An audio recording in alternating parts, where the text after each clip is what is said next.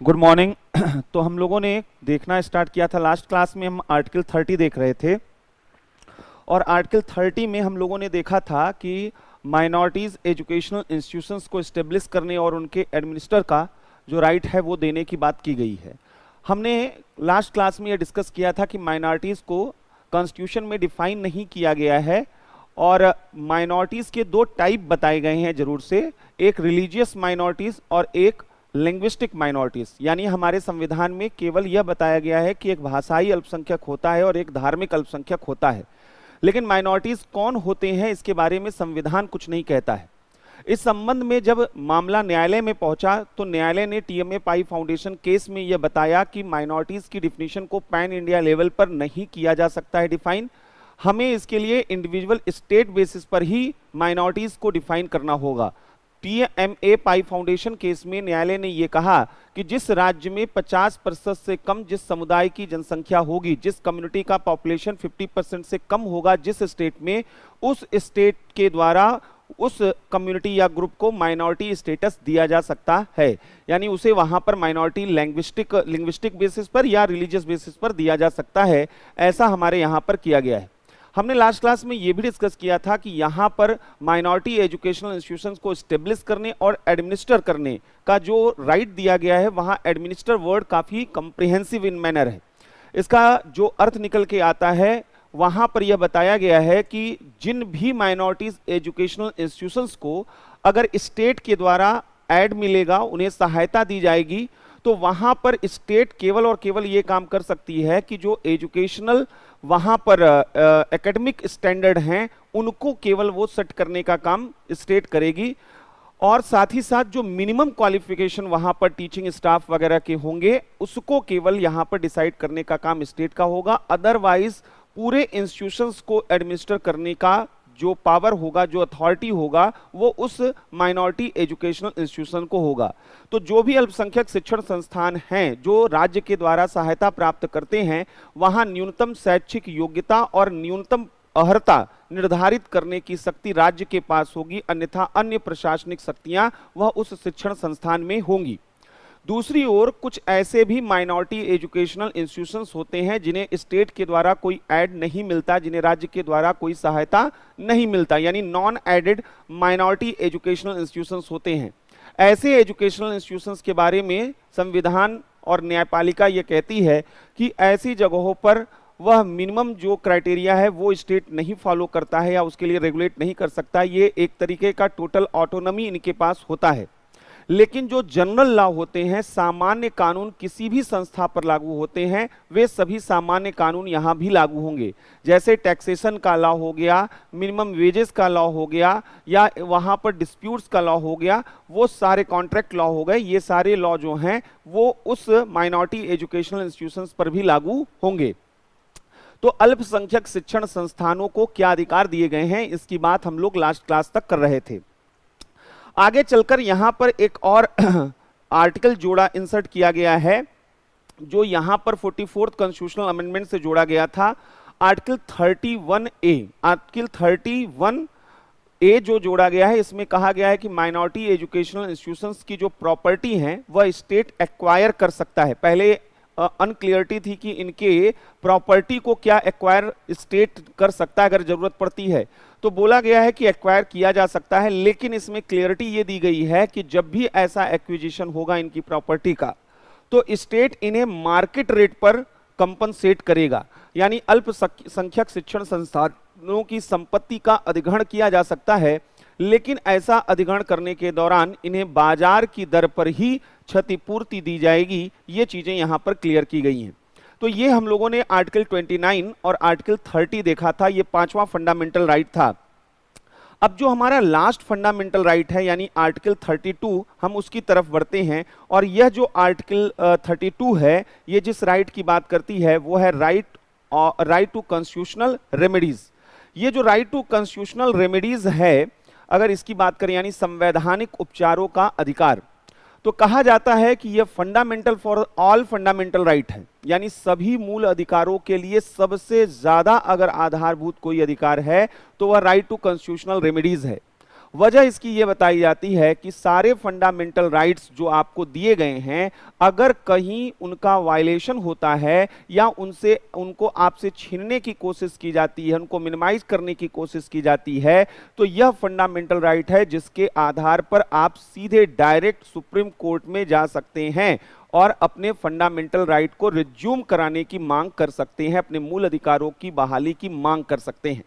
और यही वजह रहा है कि डॉक्टर अंबेडकर का कहना था कि आर्टिकल 32 वह हमारे कॉन्स्टिट्यूशन का सोल है, यानी यह soul of the constitution Ambedkar ji ने इसको बोला है। वैसे तो इन जनरल अगर बोला जाए कि सोल ऑफ द कॉन्स्टिट्यूशन क्या है, संविधान की आत्मा क्या है, तो उसका जवाब प्रियम्बल होगा, प्रस्तावना होगा। लेकिन अगर स्पेसिफिकली हम बोलें कि डॉक्टर अंबेडकर किसे वह सोल ऑफ द कॉन्स्टिट्यूशन मानते हैं, तो आर्टिकल 32 को मानते हैं। और उसका रीजन ये है कि यह सभी फंडामेंटल राइट्स को इन्फोर्स करने वाला यह फंडामेंटल राइट है। यह मूल अधिकार अन्य मूल अधिकारों को व्यवहारिक बनाता है, उनके उल्लंघन की स्थितियों को खत्म करना इसका काम होता है। अब इस फंडामेंटल राइट के फीचर क्या हैं आर्टिकल 32 के, एक एक करके इनको थोड़ा समझने की कोशिश करते हैं। आर्टिकल 32 का क्लॉज 1 कहता है the right to move the supreme court. यहां पर ध्यान देने वाली बात है कि केवल और केवल सुप्रीम कोर्ट की बात की गई है। तो आर्टिकल 32 जो है वह केवल सुप्रीम कोर्ट जाने की बात करता है। आर्टिकल 32 का हाई कोर्ट से या सब ऑर्डिनेट कोर्ट से कहीं कोई लेना देना नहीं है। यह कहां पर ले जाने की बात करता है? Supreme court.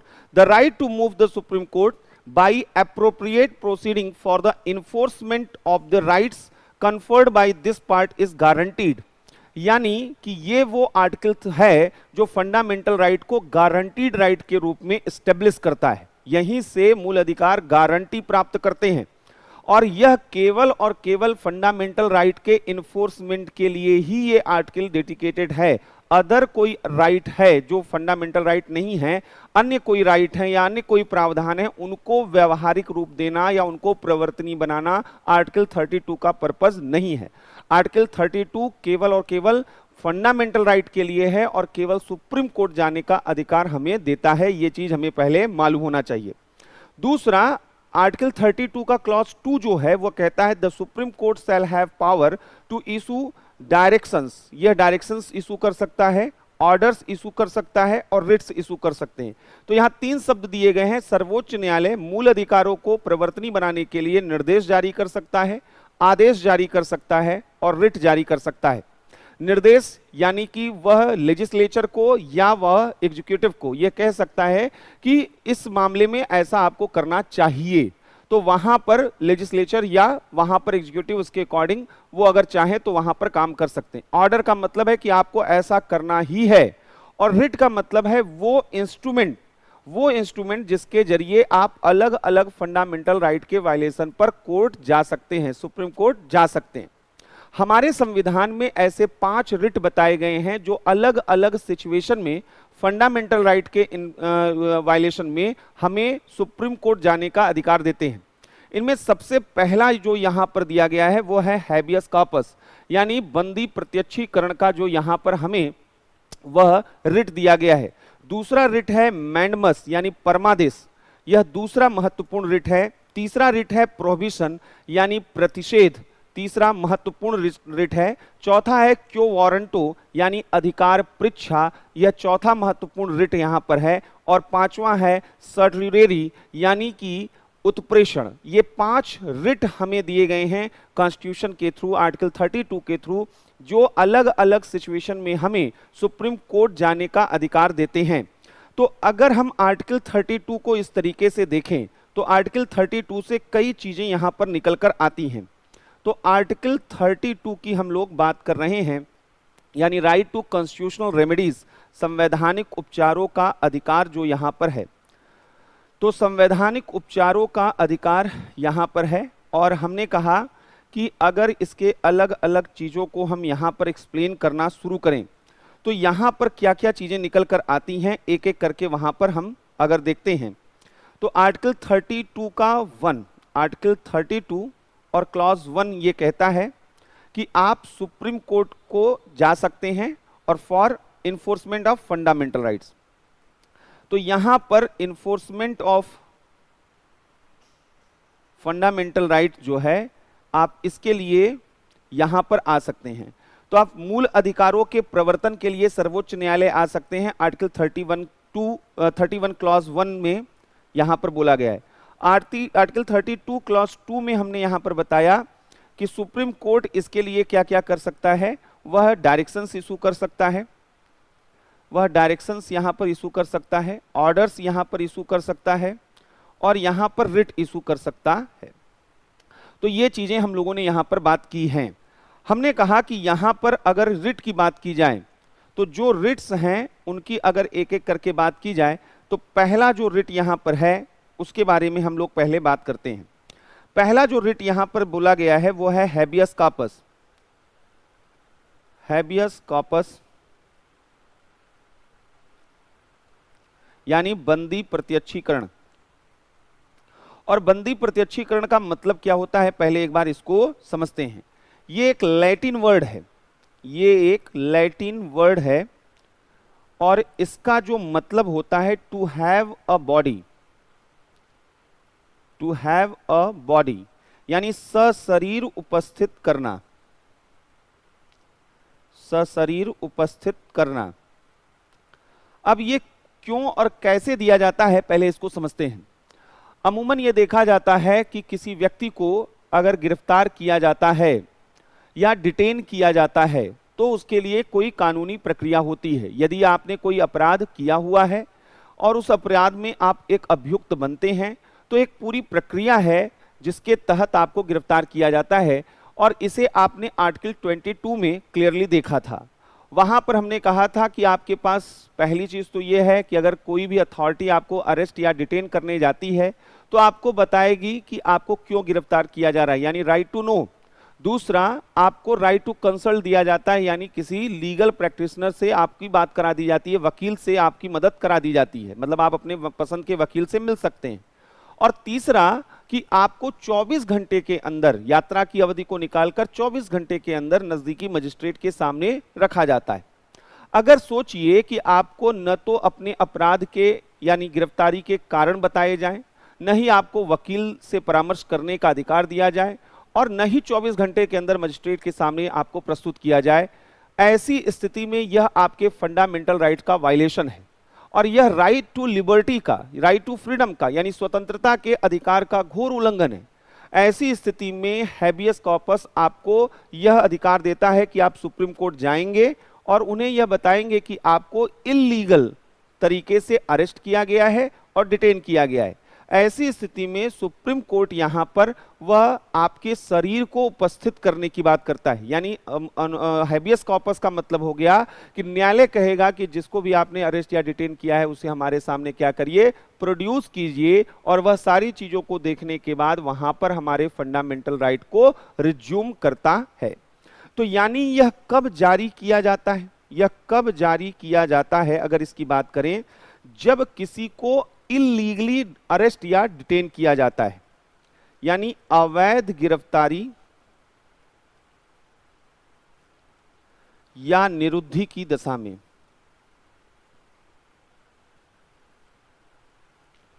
अवैध गिरफ्तारी या निरुद्धि की दशा में यहां पे आपको यह इशू किया जाता है। और किसके अगेंस्ट यह जारी किया जाता है, किसके विरुद्ध, हुम, किसके विरुद्ध जारी किया जाता है, आखिर कौन आपको गलत तरीके से अरेस्ट करता है। तो यहां पर आपको यह अरेस्ट, पब्लिक अथॉरिटी, यहां पर आपको जो है इल्लीगल अरेस्ट कौन कौन कर सकता है, या तो पब्लिक अथॉरिटी यहां पर हो, यानी सार्वजनिक कोई अधिकारी है जिसने जो है आपको गलत तरीके से गिरफ्तार किया है, पब्लिक अथॉरिटी ने आपको गलत तरीके से गिरफ्तार किया हो, और या फिर कोई प्राइवेट इंडिविजुअल भी हो सकता है, कोई निजी व्यक्ति भी हो सकता है। और निजी व्यक्ति का मतलब यहां पर क्या है, आपको जो है यहां पर अगेंस्ट हुम, पब्लिक अथॉरिटी और प्राइवेट इंडिविजुअल्स।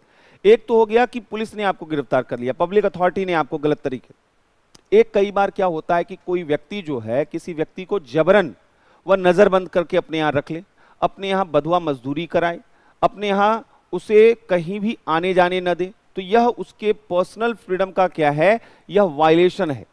तो अगर लोक प्राधिकारी आपको गिरफ्तार करता है गलत तरीके से, या कोई प्राइवेट इंडिविजुअल आपको गलत तरीके से डिटेन करता है, इन दोनों ही कंडीशन में आपको यह अधिकार मिला हुआ है, यह रिट आपको मिला हुआ है। तो यह रिट किसके विरुद्ध मिला हुआ है, यह भी यहां पर मालूम होना चाहिए। अब सवाल यह है कि इसमें किया क्या जाता है। तो यहां पर यह देखा जाता है कि न्यायालय के सामने आपको क्या किया जाता है, प्रस्तुत किया जाता है। तो रेमेडीज क्या है, उपाय क्या है।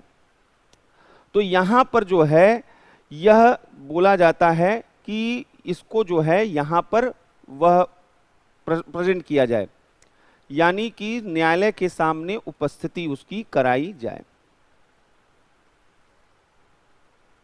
सामने उपस्थिति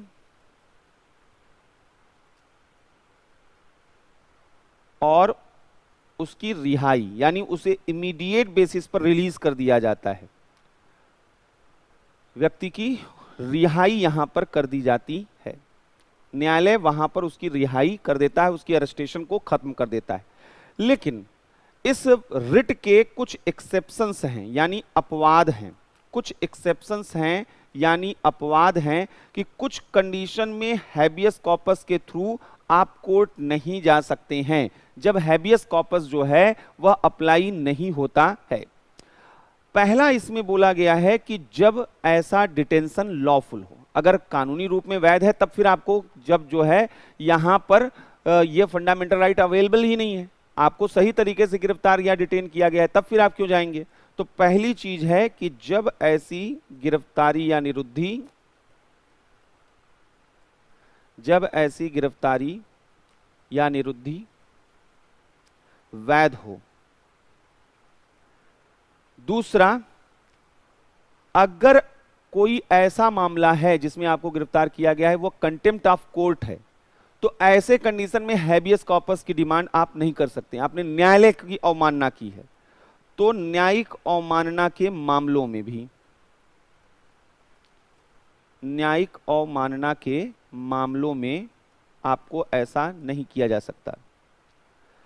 अगर कई बार ऐसा होता है कि जो जुडिशरी है, कोर्ट है, उसके ज्यूरिसडिक्शन के बियॉन्ड है वो जो केस है, जैसे अगर कोई मामला तमिलनाडु का है, तो इलाहाबाद हाई कोर्ट से अगर आप कहेंगे कि आप हमको जो है यहां पर हैबियस कॉर्पस के थ्रू आप हमको रिलीज कराइए, तो इलाहाबाद हाई कोर्ट की कंपिटेंसी नहीं है, यह उसका ज्यूरिसडिक्शन नहीं है तमिलनाडु, वो वहां पर देखेगा।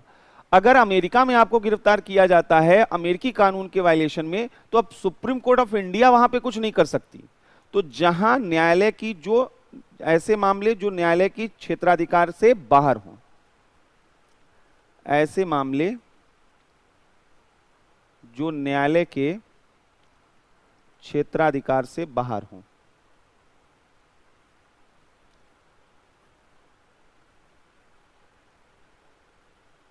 और जब जो है ऐसा डिटेंशन कोई एक कॉम्पिटेंट अथॉरिटी ने किया हो, यदि ऐसी गिरफ्तारी सक्षम प्राधिकारी द्वारा की गई हो, यदि ऐसी गिरफ्तारी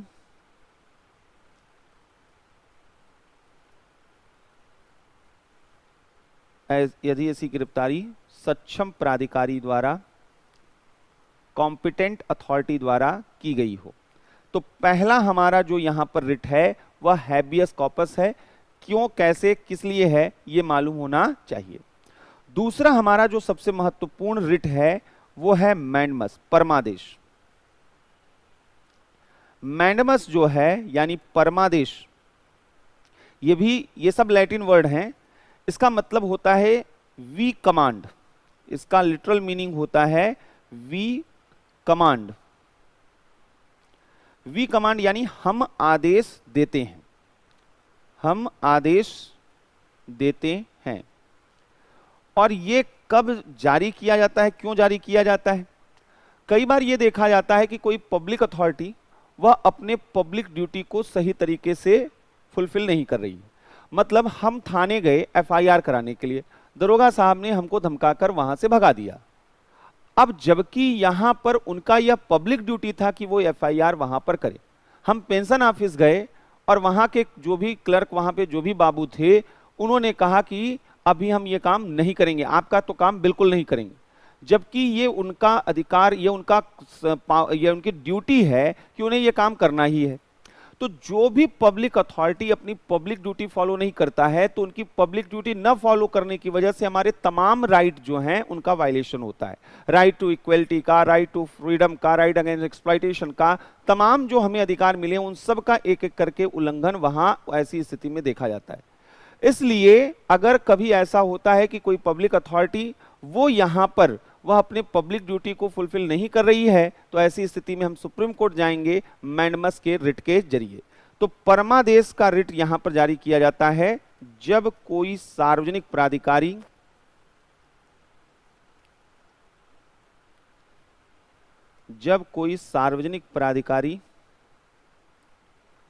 अपने सार्वजनिक कर्तव्यों का निर्वहन न करे, यानी लोक कर्तव्य, पब्लिक ड्यूटी, अपने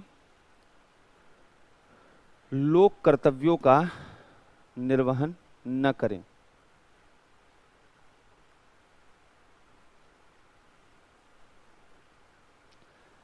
तो यहां पर जो है वो आदेश जारी किया जाएगा कोर्ट के जरिए कि आप इनका जो है यहां पर आप अपना पब्लिक ड्यूटी फॉलो कीजिए, अदरवाइज हम आपके खिलाफ एक्शन लेंगे।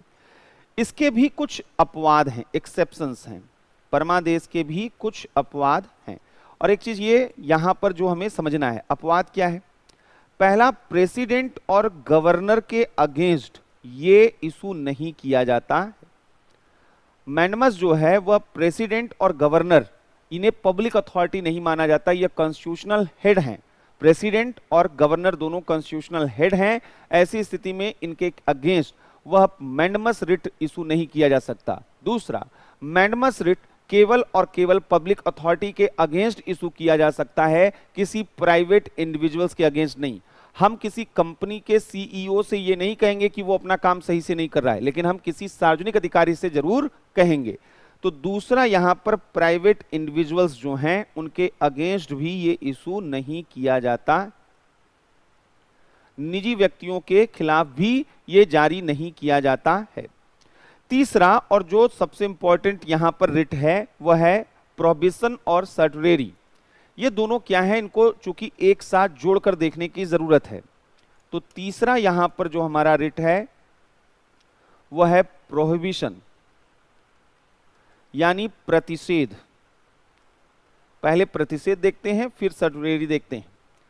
प्रतिषेध का जो लिटरल मीनिंग है वह है टू फॉरबिड, यानी मना करना।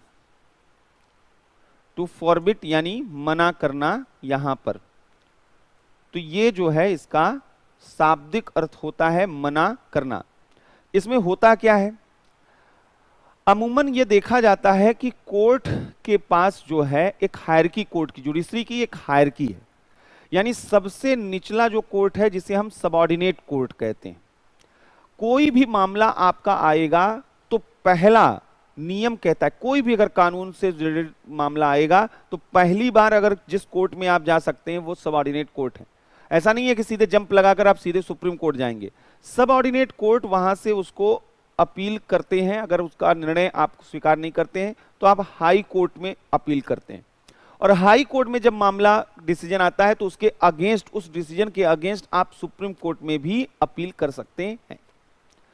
अब यहां पर जो समझने वाली बात है, कोई भी मामला आपका आया तो पहले आप कहां पर लेकर जाएंगे, सबऑर्डिनेट कोर्ट में आएंगे। कुछ मामलों को छोड़कर, मतलब वैसे तो हमने कहा नियम हमारे जुडिशरी का कहता है कि आप पहले सबऑर्डिनेट कोर्ट जाएंगे, लेकिन जैसे अभी फंडामेंटल राइट आप पढ़ रहे हैं तो हमने क्या कहा, फंडामेंटल राइट में सीधे कहां जा सकते हैं, सुप्रीम कोर्ट जा सकते हैं। ये अपवाद है।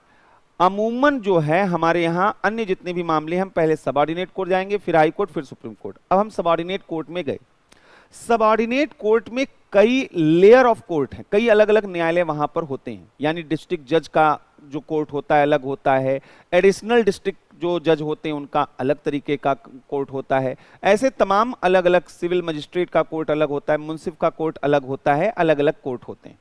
इन सबको अलग अलग तरीके की शक्तियां दी गई हैं, इनको पावर जो दिए गए हैं वो एक जैसे नहीं है, यानी कुछ अलग तरीके के खास किस्म के मामले की सुनवाई ही वो कोर्ट कर सकता है। कई बार ऐसा भी होता है कि जिस कोर्ट को जो अधिकार नहीं दिया गया है, जैसे हमारे यहाँ सेशन कोर्ट डिस्ट्रिक्ट लेवल पर वही डेथ सेंटेंस से संबंधित मामलों की सुनवाई करता है। अब अगर हम सिविल मजिस्ट्रेट के सामने चले गए, अगर हम जुडिशियल मजिस्ट्रेट के सामने उस केस को लेकर चले गए और जुडिशियल मजिस्ट्रेट उस केस की सुनवाई कर रहा है, तो वह कॉम्पिटेंट अथॉरिटी है ही नहीं उस मामले की सुनवाई करने के लिए।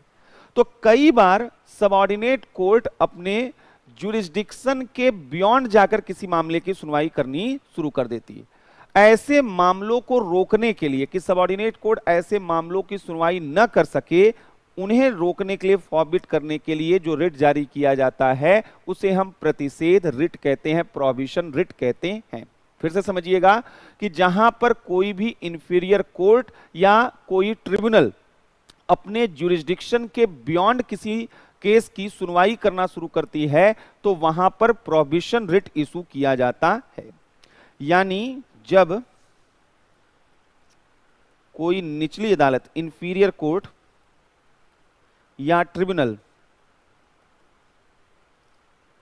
अपने अधिकार क्षेत्र के बाहर, अपने ज्यूरिसडिक्शन के बियॉन्ड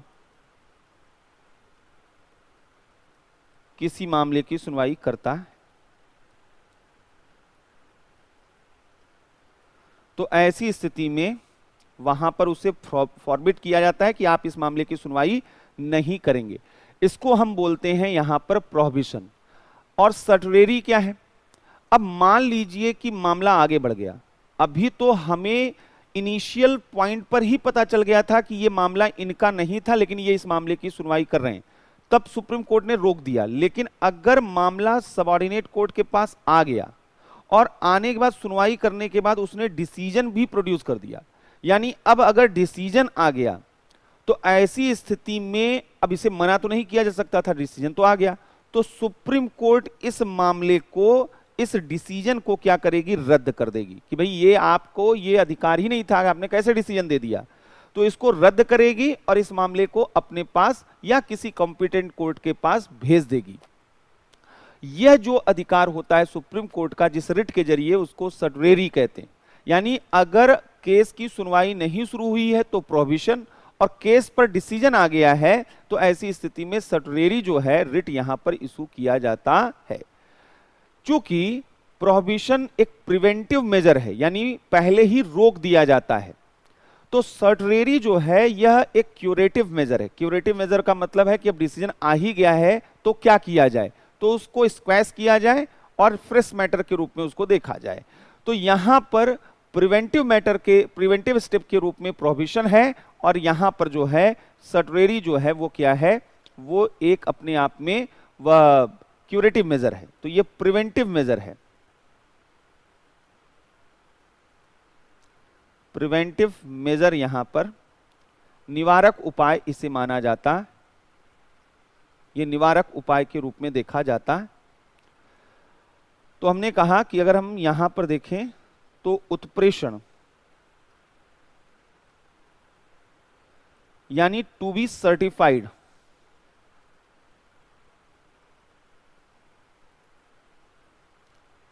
प्रमाणित किया जाता है,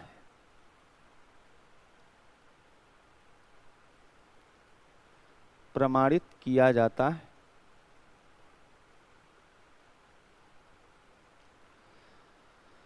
तो यहां पर जो है, यहां यह सर्टिफाइड किया जाता है। तो किसी मामले में अगर जो है, अगर निर्णय आ चुका है, यानी न्यायालय ने, निचली अदालत या अधिकरण ने, निचली अदालत या अधिकरण द्वारा अपने अधिकार क्षेत्र के बाहर जाकर निर्णय दे दिया जाता है, अधिकार क्षेत्र के बाहर जाकर निर्णय दे दिया जाता है, तो सुप्रीम कोर्ट ऐसे निर्णय को क्या करती है? निरस्त, स्क्वैश कर देती है। ऐसे निर्णय को निरस्त कर देती है, निरस्त कर देती। तो ये सर्टुरेरी है जो कि एक क्यूरेटिव मेजर है, यह एक क्यूरेटिव मेजर है, यानी एक जो है उपचारात्मक उपाय है। एक उपचारात्मक उपाय माना जाता है। प्रोहिबिशन क्या है? प्रिवेंटिव मेजर है। यहां पर एक और यहां पर डिफरेंस इन दोनों में जो समझना है कि जो प्रोहिबिशन है, प्रोहिबिशन जो है वह एक ऐसा रिट है जो जुडिशरी के अगेंस्ट है। यह न्यायपालिका के विरुद्ध यहां पर होता है। यह रिट न्यायपालिका के विरुद्ध यह रिट होता है, अगेंस्ट जुडिशरी, यानी इंफीरियर कोर्ट या ट्रिब्यूनल के विरुद्ध। तो यह जुडिशरी के अगेंस्ट रिट इशू किया जाता है। लेकिन सर्टरेरी जो रिट है, यानी उत्प्रेषण का जो रिट है, ये अब जो है यहां पर न्यायपालिका के विरुद्ध, न्यायपालिका के साथ साथ यह जो है प्रशासनिक जो प्राधिकारी हैं उनके विरुद्ध, एडमिनिस्ट्रेटिव अथॉरिटी के अगेंस्ट भी इशू किया जाता है। एडमिनिस्ट्रेटिव अथॉरिटी के अगेंस्ट भी इसको इशू किया जाता है। तो ये जो है यहां पर सर्टरेरी का जो है रिट होता है। क्लियर? लास्ट में जो यहां पर रिट है वो है क्यो वारंटो। क्यो वारंटो यानी अधिकार परीक्षा। अधिकार परीक्षा का मतलब क्या है पहले समझते हैं। इसका लिटरल जो मीनिंग है बाय व्हाट अथॉरिटी, यानी किस प्राधिकार से। इसका मतलब है किस प्राधिकार से आप जो हैं किसी पद पर हैं, किस प्राधिकार से, किस प्राधिकार से। तो क्यो वारंटो का जो मतलब है किस प्राधिकार से, बाय व्हाट अथॉरिटी, यहां पर इसका क्या मतलब निकल कर आता है पहले इसको समझते हैं। कई बार यह देखा जाता है कि किसी पब्लिक पोस्ट पर कोई इलीगल तरीके से, यानी कई बार आप सुनते हैं फेक डॉक्यूमेंट बनाकर जो है कोई टीचर बन गया, कोई कुछ बन गया। तो आपके पास वो एबिलिटी नहीं थी, आपके पास वो रिक्वायर्ड क्वालिफिकेशन नहीं था, और उसके बावजूद आज आप उस ऑफिस को होल्ड कर रहे हैं, तो यह इलीगल है। यह जो आप उस ऑफिस को होल्ड कर रहे हैं ये इलीगल है। तो यहां कोर्ट पूछती है ऐसे इलीगल लोगों से कि किस अथॉरिटी से आप इस ऑफिस को होल्ड कर रहे हैं, और अगर वहां पर वह व्यक्ति दोषी पाया जाता है तो उसके खिलाफ जो कार्रवाई की जाती ही है और उसे उस पद से क्या कर दिया जाता है, हटा दिया जाता है। तो सार्वजनिक पद पर अवैध, किसी सार्वजनिक पद को अवैध रूप में धारण करने पर, किसी पब्लिक ऑफिस को इलीगल तरीके से अवैध रूप से होल्ड करने पर, अवैध रूप से धारण करने पर, ये जो है यहां पर किया जाता है। तो ये था हमारा आर्टिकल 32 जो हमारे कॉन्स्टिट्यूशन में यहां पर बोला गया है। अब जो हम लोगों को देखना है वो नेक्स्ट आर्टिकल, जो कि फंडामेंटल राइट के पार्ट में अब नहीं है, ये पहले हुआ करता था, इसे एबॉलिश कर दिया गया है। ये है आर्टिकल 31। और आर्टिकल 31 जो था वो राइट टू प्रॉपर्टी की बात करता था।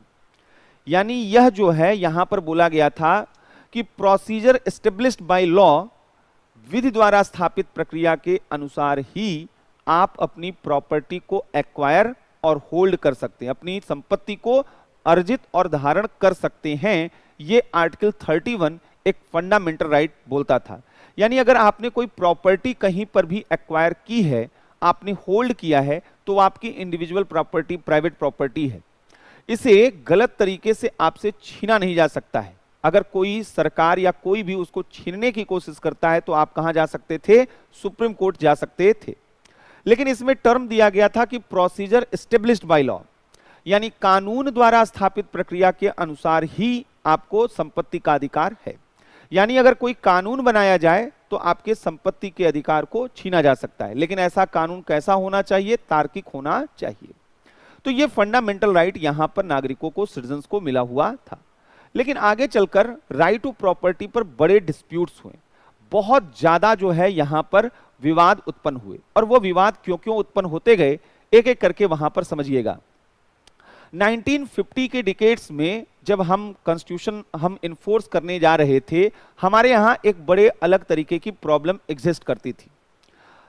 एक डायलेमा हमारे पास वहां पर था। डायलेमा पहला ये था कि जब से ब्रिटिशर यहां पर आए थे, यानी ब्रिटिशर ही तो स्टेट थे, ब्रिटिशर ही गवर्नमेंट थे, तो इन्होंने हमारे जो है प्रॉपर्टी को, हमारे रिसोर्सेज को हमसे छीन लिया इलीगली।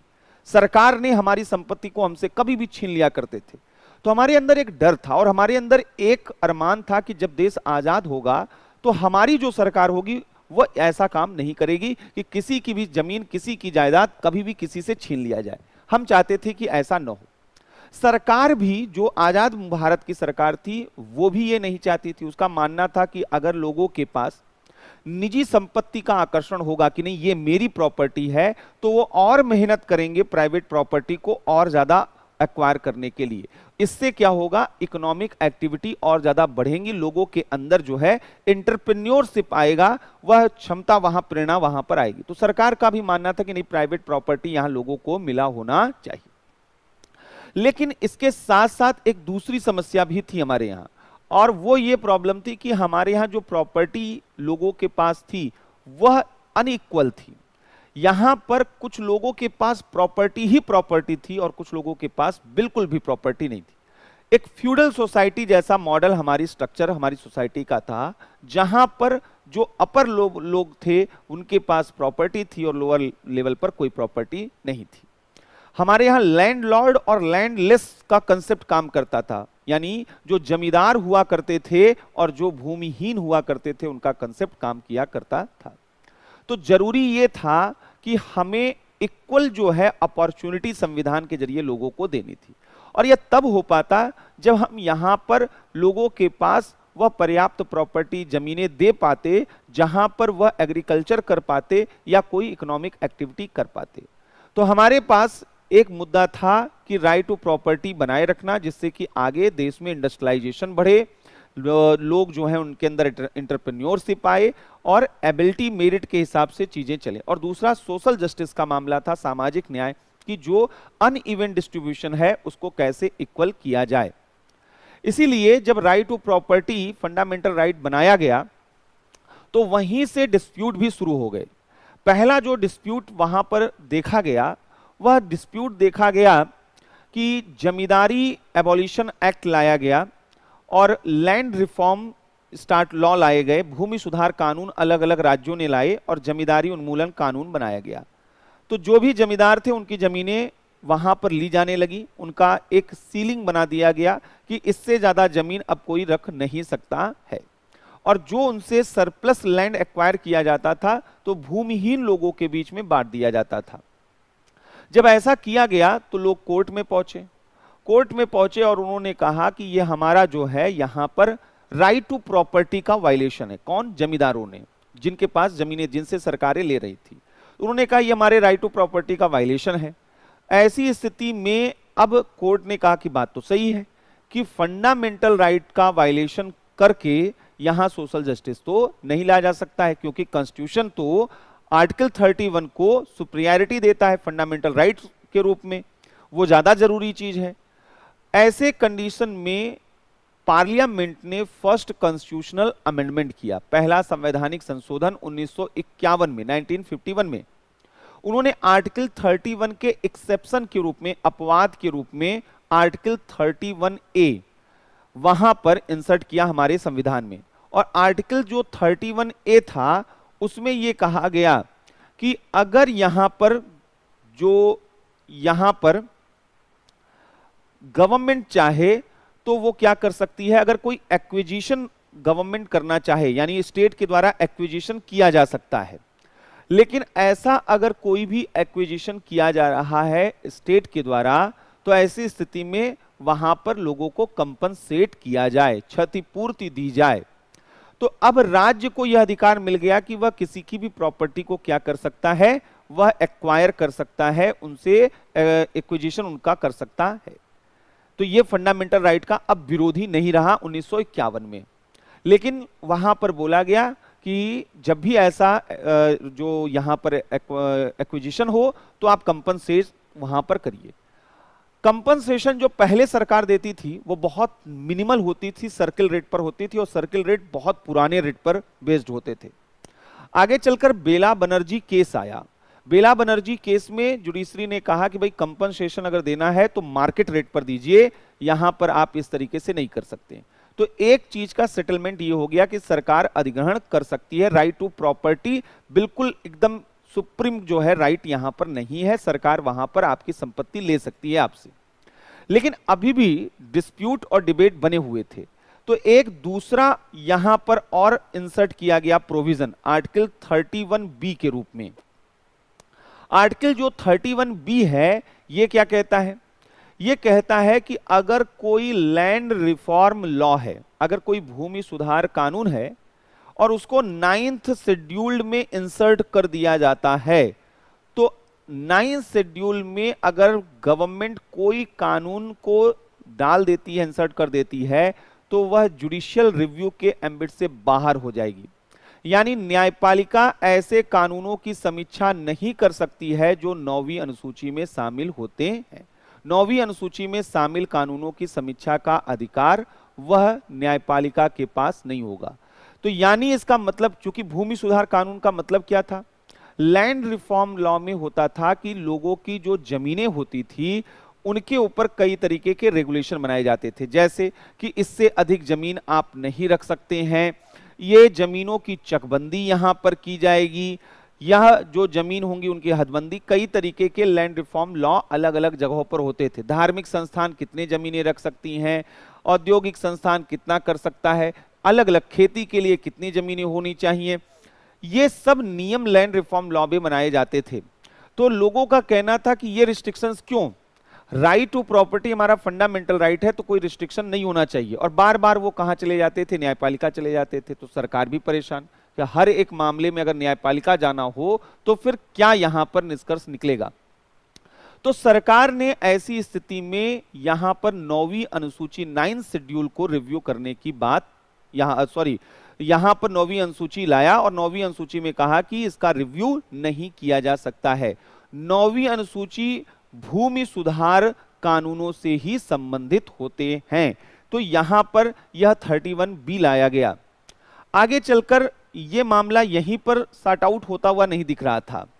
सरकार और भी बहुत कुछ करना चाहती थी और सरकार सामाजिक न्याय के लिए, गरीबी निवारण के लिए, औद्योगिकरण के लिए बहुत कुछ करना चाहती थी, लेकिन सरकार को मालूम था कि अगर वह कोई भी काम करेगी तो वहां पर लोग न्यायालय जाएंगे और राइट टू प्रॉपर्टी की बात करेंगे। जैसे इंदिरा जी जब आई तो उनका एक बड़ा स्टेप था बैंकों का राष्ट्रीयकरण। निजी कंपनियां थी, वो प्राइवेट बैंक थे और उनको सरकारी बैंक बना दिया गया। तो प्राइवेट बैंक तो न्यायालय जाएंगे ही, और वो जाएंगे इस आधार पर कि भाई हमारी प्रॉपर्टी है और हमारी प्रॉपर्टी को अचानक सरकार ले रही है, ये कंपनी है, हमारी जमीन नहीं है, ये पूरा हमने यहां पर इतना मेहनत से इसको बनाया है और इसके बाद इन्होंने ले लिया है।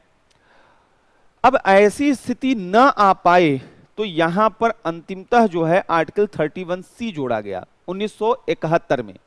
1951 में पहले संवैधानिक संशोधन से आर्टिकल 31A, आर्टिकल 31B जोड़ा गया और 1971 में 25th कॉन्स्टिट्यूशनल अमेंडमेंट के थ्रू आर्टिकल 31C जोड़ा गया।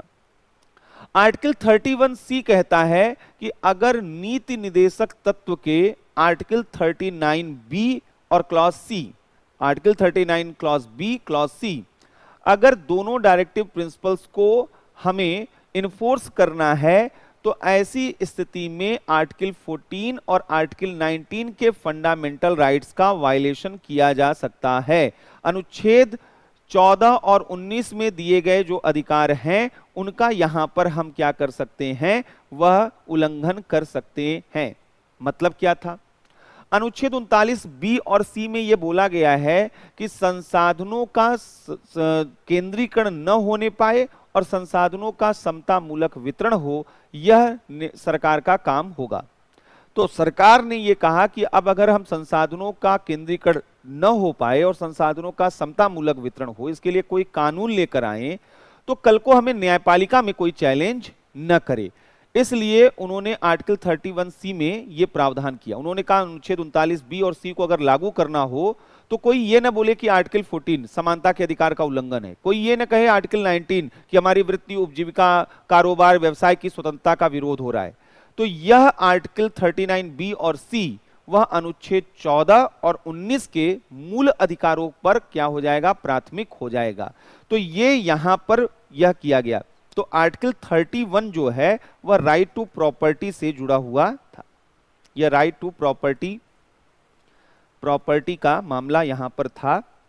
और ये जो है यहां पर 44th कॉन्स्टिट्यूशनल अमेंडमेंट से इसको समाप्त कर दिया गया, रिपील्ड कर दिया गया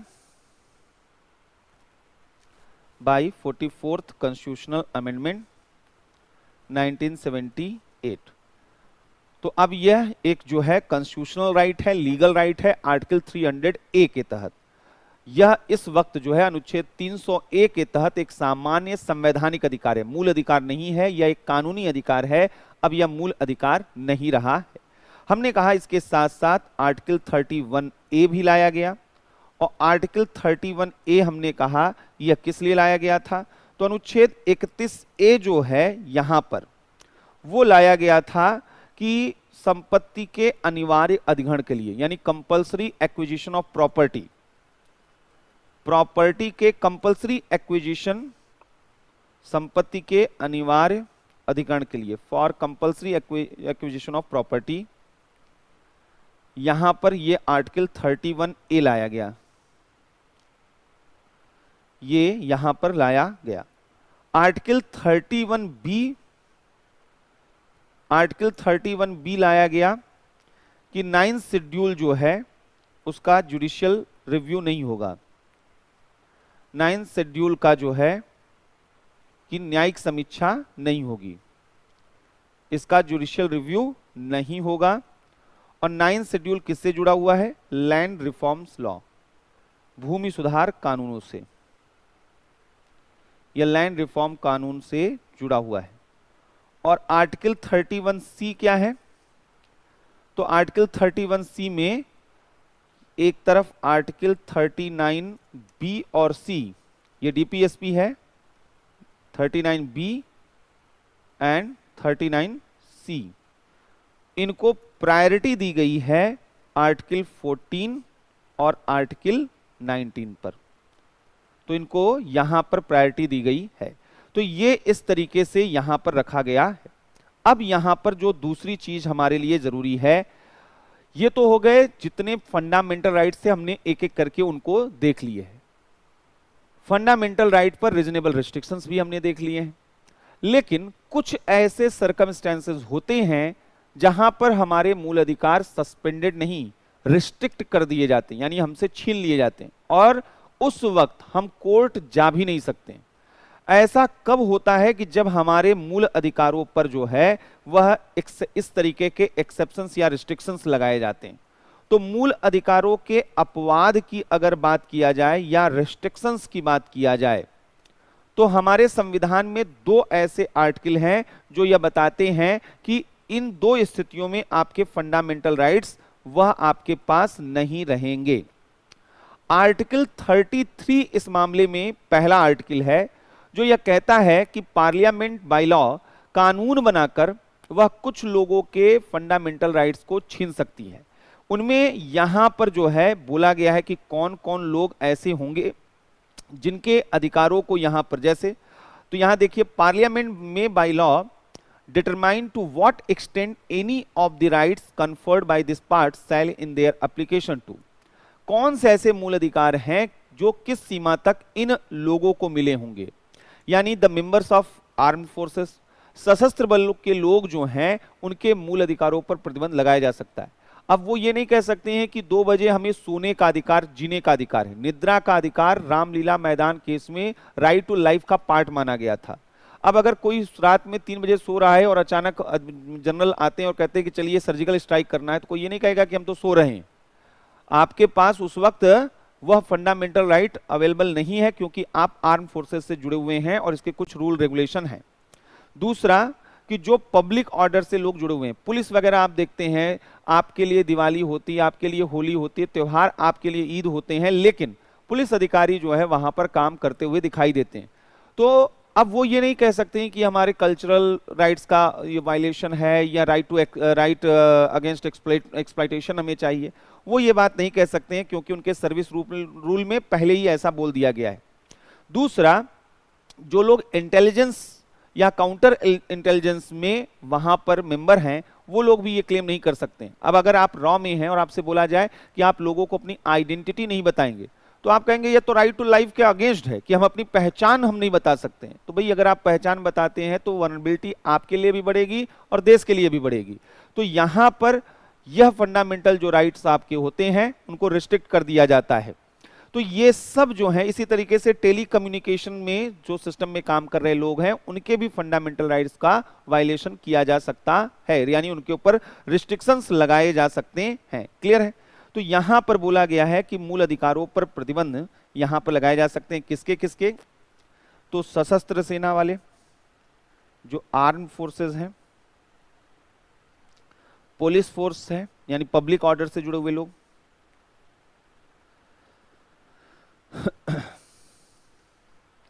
या पैरामिलिट्री फोर्सेस,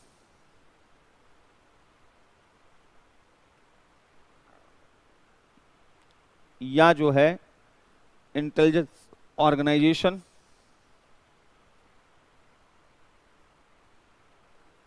या जो है यहां पर टेलीकम्युनिकेशन,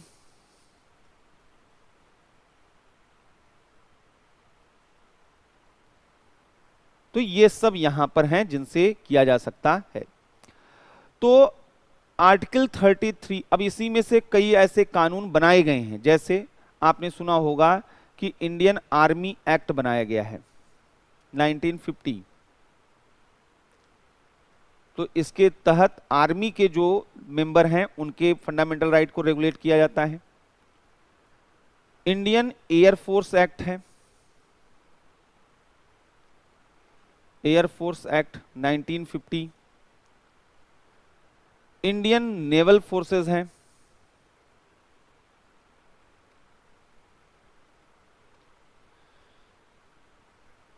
नाइनटीन 57। तो ये सब यहां पर देखा जाता है। अब इसी तरीके का एक दूसरा आर्टिकल है, उसको भी देख लेते हैं, आर्टिकल 34। आर्टिकल 34 यहां पर देखिए किन के बारे में बात करता है।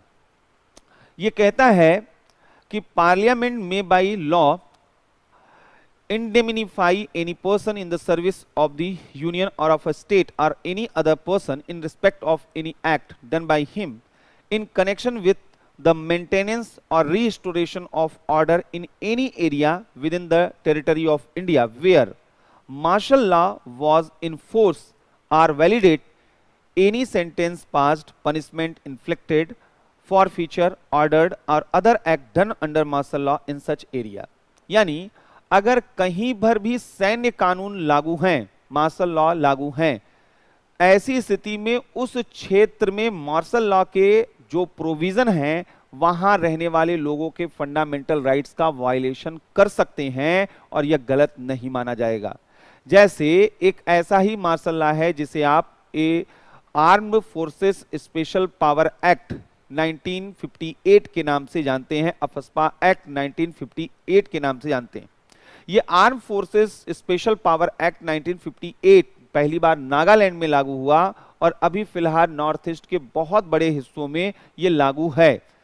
ये जो कानून है यह कहता है कि गवर्नर या सेंट्रल गवर्नमेंट वह किसी भी स्टेट के किसी एरिया या पूरे स्टेट को वह वहां पर डिस्टर्ब एरिया यानी अशांत क्षेत्र के रूप में डिक्लेयर कर सकती है। जो डिस्टर्ब एरिया होंगे वहां यह कानून लागू होगा। और इस कानून का जो सेक्शन 4 सेक्शन 5 है वो कई चीजें बोलता है। वो कहता है कि वहां पर केवल संदेह के आधार पर, सस्पिशन के ग्राउंड पर किसी का अरेस्टेशन हो सकता है, किसी के घर का सर्च हो सकता है, तलाशी हो सकती है, किसी को भी वहां पर शूट किया जा सकता है। ऐसे तमाम यहां पर ऐसे प्रोविजन हैं जो वहां रहने वाले सिटीजन्स के फंडामेंटल राइट्स के क्या होते हैं, अगेंस्ट होते हैं। लेकिन चूंकि नेशनल सिक्योरिटी और इंटीग्रिटी के लिए ये बेहद इसेंशियल होता है, इसलिए ऐसे कानून वहां पर क्या हैं, वो बनाए रखे जाते हैं। तो यहां पर जो है आर्टिकल 34 यहां पर बोलता है, क्या बोलता है, रिस्ट्रिक्शंस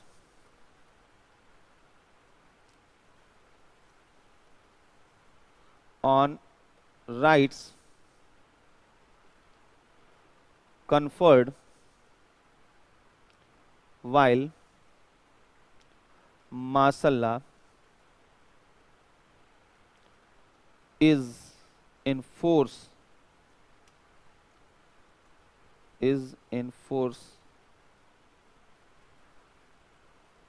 in any area। अगर किसी क्षेत्र में सैन्य कानून लागू हो तो वहां पर मूल अधिकारों पर क्या है, प्रतिबंध लगाए जा सकते हैं, जैसे अफस्पा यानी आर्म्ड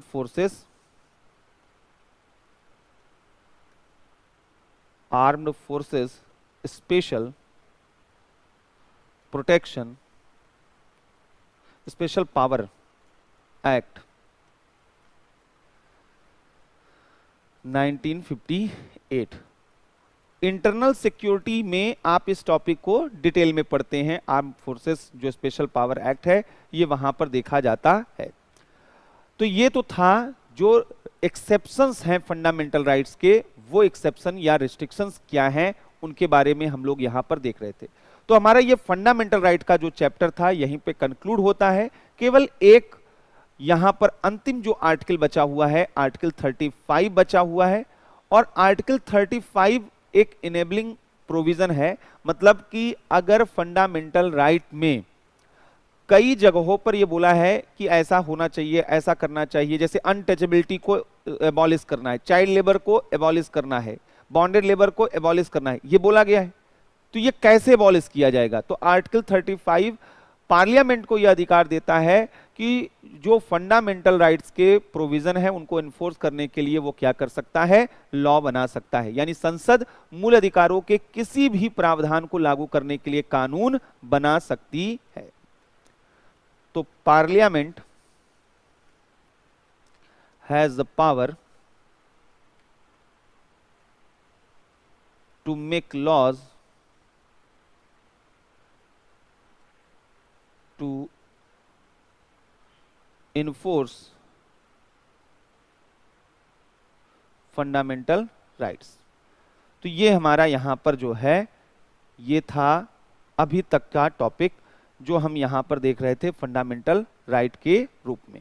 अब हम लोगों को जो नेक्स्ट टॉपिक की तरफ चलना है, नेक्स्ट चैप्टर की तरफ चलना है, वह है directive principle of state policy यानी नीति निर्देशक तत्व। Directive principle of state policy को पहले एक बार समझना होगा, क्योंकि ये एक ऐसा टॉपिक है जिसका मेंस में बड़ा रोल है। प्रीलिम्स में यहां से फैक्चुअल क्वेश्चन आते हैं कि आपको बोला जाएगा इनमें से कौन सा डीपीएसपी नहीं है, कौन सा डीपीएसपी है। आपको 4 ऑप्शन दिए जाएंगे। क्वेश्चन आएगा कि किस कॉन्स्टिट्यूशनल अमेंडमेंट से कौन सा डीपीएसपी ऐड किया गया। क्वेश्चन पूछा जाएगा कि कौन सा डीपीएसपी किस फिलॉसफी पर बेस्ड है। क्वेश्चन आएगा कि डीपीएसपी से रिलेटेड कौन कौन से इंपॉर्टेंट केस हैं, जुडिशियल जो वर्डिक्ट है। तो इस तरीके के क्वेश्चन प्रीलिम्स के पॉइंट ऑफ व्यू से यहां पूछे जाते हैं। लेकिन मेंस से रिलेटेड यहां पर जो इसके जितने भी प्रोविजन हैं वो मेंस से रिलेटेड भी हमारे लिए काफी इंपॉर्टेंट हैं। तो आइए एक बार पहले हम लोग डीपीएसपी को समझते हैं कि आखिर ये डीपीएसपी क्या है और यह किस तरीके से हमारे लिए इंपॉर्टेंट है। तो निदेशक तत्व यानी directive principle of state policy हम लोगों को देखना है। हम लोग इस टॉपिक को शुरू करें उसके पहले आर्टिकल्स वगैरह को देखें, उसके पहले हमें समझना होगा कि इसके इंपॉर्टेंस क्या है, क्या इसका महत्व है, इसका सिग्निफिकेंस क्या है। यह हमारे कॉन्स्टिट्यूशन के पार्ट 4 में दिया गया है।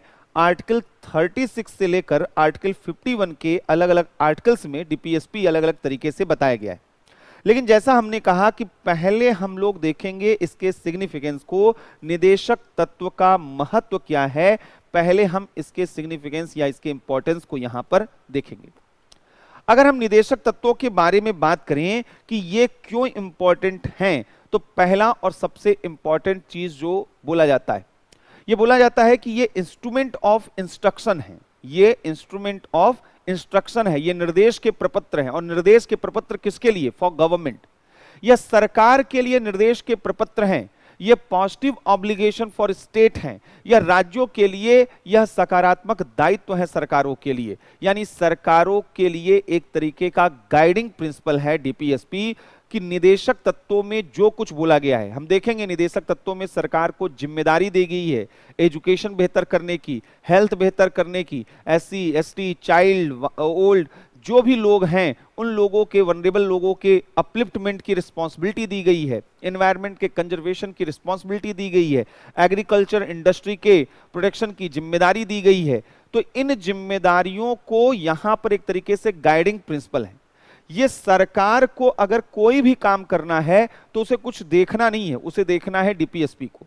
और अगर नागरिक के रूप में, सिटीजन के रूप में हमें सरकार की फंक्शनिंग को इवेलुएट करना है, हमें यह बताना है कि यह सरकार अच्छे तरीके से काम कर रही है या नहीं कर रही है, तो हमें केवल डीपीएसपी के एक एक आर्टिकल को उठाना है और उसकी कसौटी पर यहां पर कसना है सरकारों को कि क्या सरकार इस डीपीएसपी के स्पिरिट के हिसाब से काम कर रही है, इसके हिसाब से काम कर रही है। अगर हमने केवल उस कसौटी पर यहां कसना शुरू कर दिया तो यहां हम सरकारों का मूल्यांकन कर सकते हैं। तो सबसे बड़ा इंपॉर्टेंस यह है कि एक तरफ यह सरकार के मार्गदर्शक सिद्धांत हैं, तो दूसरी तरफ नागरिकों को भी सरकार के कामों की समीक्षा करने का, रिव्यू करने का मौका यहां पर देते हैं। तो पहला जो इंपॉर्टेंस है डीपीएसपी का कि ये गाइडिंग प्रिंसिपल फॉर स्टेट हैं, ये राज्य के मार्गदर्शक सिद्धांत होते हैं। ये राज्य के क्या है? गाइडिंग प्रिंसिपल है, मार्गदर्शक सिद्धांत होते हैं, गाइडिंग प्रिंसिपल होते हैं। ये पॉजिटिव ऑब्लिगेशन है, ये राज्य के क्या है? सकारात्मक दायित्व हैं, राज्य के सकारात्मक दायित्व होते हैं। इनके बारे में डीपीएसपी में खुद ही लिखा हुआ है। आर्टिकल 37 में हम आएंगे तो यहां आर्टिकल 37 में खुद ही लिखा हुआ है। क्या लिखा हुआ है आर्टिकल 37 में? तो आर्टिकल 37 में देखिए लिखा हुआ है, the provision content in this part shell not be enforceable by any court. मतलब कि ये जो है आप कोर्ट में इन चीजों को लेकर नहीं जा सकते हैं, और जिन चीजों को आप कोर्ट ले ही नहीं जा सकते हैं उनका कोई इंपॉर्टेंस है नहीं है। पूछा जाएगा डीपीएसपी का कोई इंपॉर्टेंस है जब इसको कोर्ट में हम चैलेंज ही नहीं कर सकते, तो वैसे तो कोई नहीं है। लेकिन आगे देखिए, but the principles therein laid down are nevertheless fundamental in the governance of the country. यानी ये जो डीपीएसपी हैं, इनके जो प्रिंसिपल्स हैं वह फंडामेंटल हैं in the governance of the country, या देश के शासन में आधारभूत हैं। And it shall be the duty of the state to apply these principles in making laws. और यह राज्य का दायित्व है कि कानून बनाने के दौरान इन निदेशक तत्वों को इस्तेमाल में लेकर आए। तो आप समझ सकते हैं इनका इंपॉर्टेंस क्या है। तो आर्टिकल 37 ही कह देता है कि ये जो हैं देश के शासन में आधारभूत हैं, देश के शासन के लिए आधारभूत हैं, आधारभूत यानी फंडामेंटल हैं, आधारभूत हैं। और दूसरा, देश के शासन के लिए आधारभूत हैं, और दूसरा कि यह राज्य का कर्तव्य होगा कि विधि बनाते समय या विधि निर्मित करते समय इनका प्रयोग करे। तो ये जो है यहां पर इसका पहला इंपॉर्टेंस है आर्टिकल 37 का। तो ये गाइडिंग प्रिंसिपल्स यहां पर हैं। दूसरा यहां पर क्या है? दूसरा यहां पर है कि ये वेलफेयर, स्टेट के वेलफेयर नेचर का आधार है, राज्य के कल्याणकारी स्वरूप का आधार है, राज्य के कल्याणकारी स्वरूप का आधार है।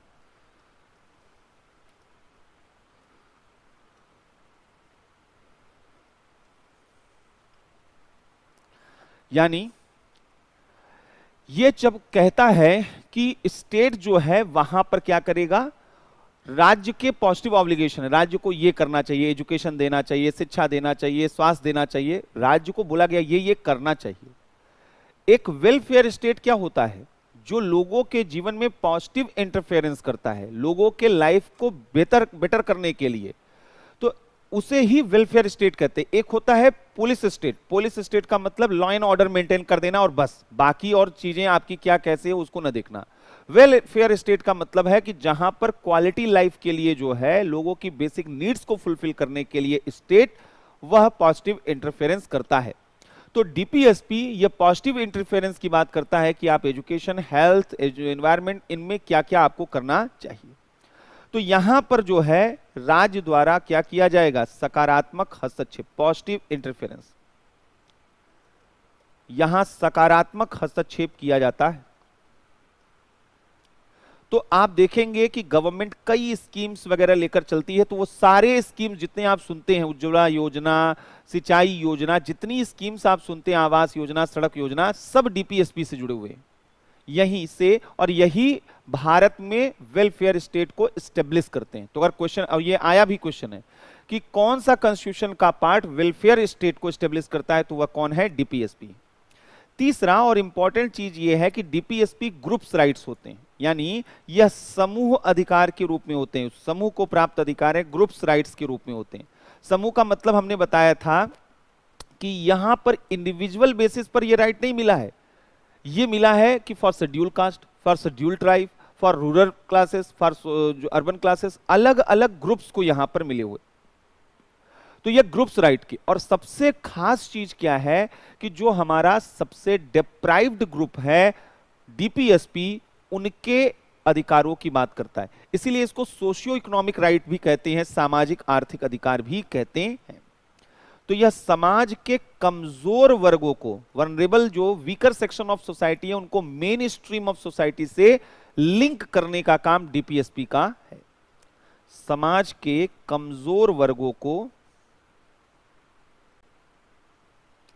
मुख्य धारा से जोड़ना, मुख्य धारा से जोड़ना, इससे क्या है कि संविधान और सरकार में लोगों की जो विश्वास है वो मजबूत होती है। अगर डीपीएसपी सही से इंप्लीमेंट हो जाए तो नागरिक ये सोचना शुरू करेंगे कि हां, हमारा कॉन्स्टिट्यूशन हमारे लिए है, हमारी सरकार हमारे लिए है, हमारा सिस्टम हमारे लिए है। तो संविधान या सरकारों में लोगों का विश्वास मजबूत होता है कि वैधता बढ़ती है अगर validity of constitution and government ये इंक्रीज हो जाती है अगर डीपीएसपी इन्फोर्स होता है, इंप्लीमेंट होता है।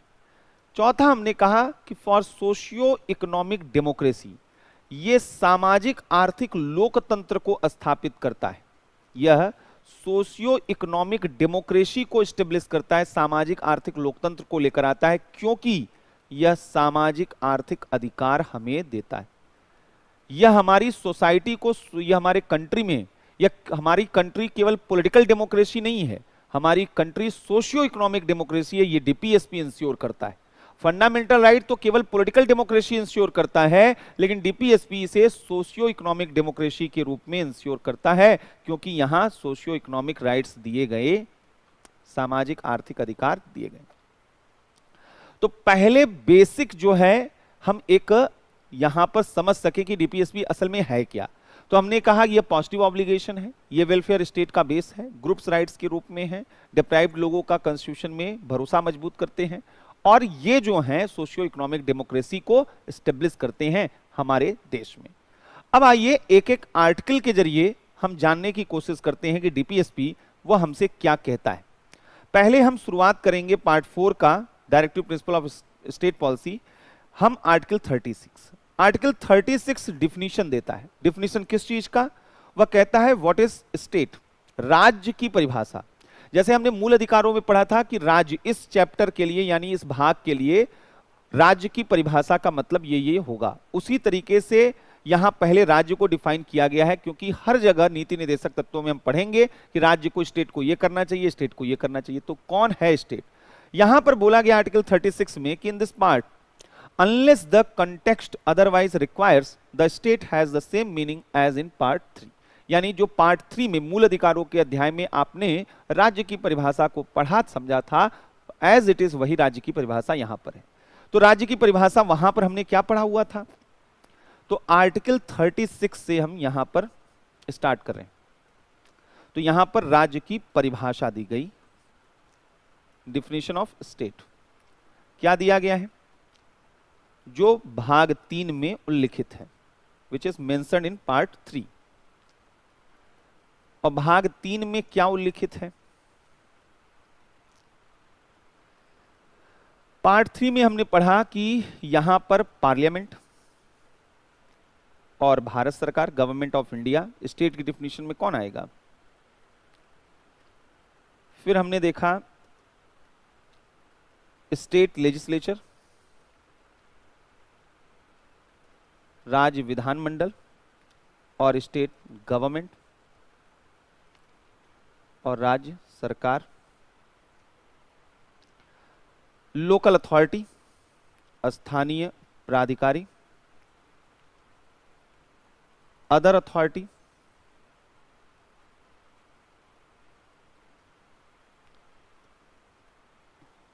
ये यहां पर है। आर्टिकल 36 ये है। आर्टिकल 37, आर्टिकल 37 यहां पर क्या है, आर्टिकल 37 यहां पर क्या है, जो अभी हम लोगों ने बात किया कि एक तरफ बोलता है कि यह नॉन इन्फोर्सेबल है, एक तरफ बोलता है गैर प्रवर्तनीय है, और दूसरी तरफ क्या बोलता है, यहां पे देखा आपने, एक तरफ बोला गया है कि shall not be enforceable by any court, और दूसरी जगह क्या बोला गया, fundamental in the governance of the country. तो फंडामेंटल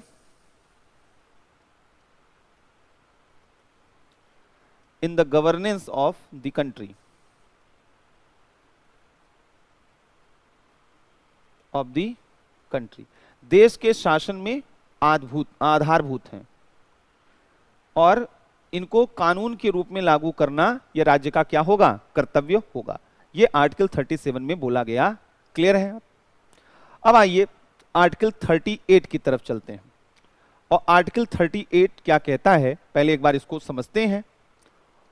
आर्टिकल 38 डीपीएसपी का जो कहता है, यहां से असल में अब डीपीएसपी शुरू हो रहा है। अभी तो 36 डिफाइन किया स्टेट को, 36 नेचर ऑफ डीपीएसपी बताया। 37 आर्टिकल है वो क्या बताता है कि राज्य नीति निर्देशक तत्वों का नेचर कैसा है, तो यह गैर प्रवर्तनीय है लेकिन देश के शासन में आधारभूत। अब आइए देखिए कि नीति निर्देशक तत्व है क्या। आर्टिकल 38 बताता है निदेशक तत्वों का ऑब्जेक्टिव, यानी इनका पर्पस क्या है, इनका मकसद क्या है। यहां बताया गया है कि state to secure a social order for the promotion of welfare of the people. यही तो वेलफेयर स्टेट का कंसेप्ट और ज्यादा मजबूत हो जाता है। राज्य को यह बोला गया है कि वो एक ऐसी सामाजिक व्यवस्था बनाने का प्रयास करेगा जहां पर लोगों के कल्याण को सुनिश्चित किया जा सके। एक ऐसा सोशल ऑर्डर हमें रखना है। केवल यहां पर कानून बनाने से काम नहीं होगा, लोगों की मानसिकता, लोगों की सोच बदलनी होगी। समाज में लोगों के रिश्तों को भी लोकतांत्रिक बनाना होगा, डेमोक्रेटिक बनाना होगा। यह डीपीएसपी का पहला पर्पस है। अब इसको थोड़ा डिटेल में पढ़िए। आर्टिकल 31 का क्लॉज 1 कहता है द स्टेट शैल स्ट्राइव, यह कोशिश करेगा। अब यह नहीं बोला गया है कि यह करेगा ही करेगा, यह कोशिश करेगा। To promote the welfare of the people, और यह लोगों का कल्याण कैसे करेगा, by securing and protecting, by securing and protecting as effectively as it may be a social order in which justice, social, economic and political, जहां पर social, economic, political justice ensure किया जा सके। जितने भी इंस्टीट्यूशंस हमारे नेशनल लाइफ में हैं, चाहे वो रिलीजियस हो, चाहे वो फैमिली हो, चाहे वो कोई बिजनेस हो, कहीं भी, वह एक सामाजिक, आर्थिक, राजनीतिक न्याय जो है वह हर एक संस्थाओं में हमें दिखना चाहिए। एक ऐसी सामाजिक व्यवस्था, सरकार कैसी है उससे ज्यादा महत्व यहां किसको दिया गया है, समाज कैसा होना चाहिए। आगे चलकर इसमें एक और क्लास जोड़ा गया, आर्टिकल 38 क्लास 2। इसका पर्पस था कि केवल सोसाइटी को जस्ट बनाने से सब कुछ बेहतर नहीं होगा, हमें इकोनॉमिक सिस्टम को भी जस्ट बनाना होगा, न्यायपूर्ण बनाना होगा। तो बोला गया कि the state shall in particular strive to minimise, यहां पे क्या है, to minimise the inequalities in income. Income की इनइक्वालिटी खत्म नहीं की जा सकती देश से, लेकिन मिनिमाइज की जा सकती है। ऐसा न हो कि यहां पर कोई 1 करोड़ रुपया पर मंथ कमा रहा हो और कोई 50 रुपए पर मंथ कमा रहा हो। इतना बड़ा ह्यूज गैप, ये सही नहीं है। हम इस गैप को कम करने की कोशिश करेंगे, यानी सभी लोगों को एक सम्मानित जो है वह आजीविका का साधन मिल सके। दूसरा, and endeavour to eliminate, minimise income को करना है, लेकिन एलिमिनेट किसको करना है, खत्म किसे करना है, inequalities in status, facilities and opportunities. यानी हमें परिस्थिति की, प्रतिष्ठा, स्टेटस यानी प्रतिष्ठा, फैसिलिटीज सुविधा, अपॉर्चुनिटीज अवसर, प्रतिष्ठा सुविधा और अवसर की असमानता समाप्त करनी। ऐसा न हो कि किसी की प्रतिष्ठा ज्यादा और किसी का स्टेटस कम। सोसाइटी में सब सिटीजन हैं, इक्वल हैं, तो आप पैसे वाले हैं तो आप बहुत बड़े स्टेटस वाले हो गए, ऐसा नहीं होना चाहिए। हम एक ऐसे सोसाइटी की कल्पना कर रहे हैं, एक ऐसे कंट्री की कल्पना कर रहे हैं।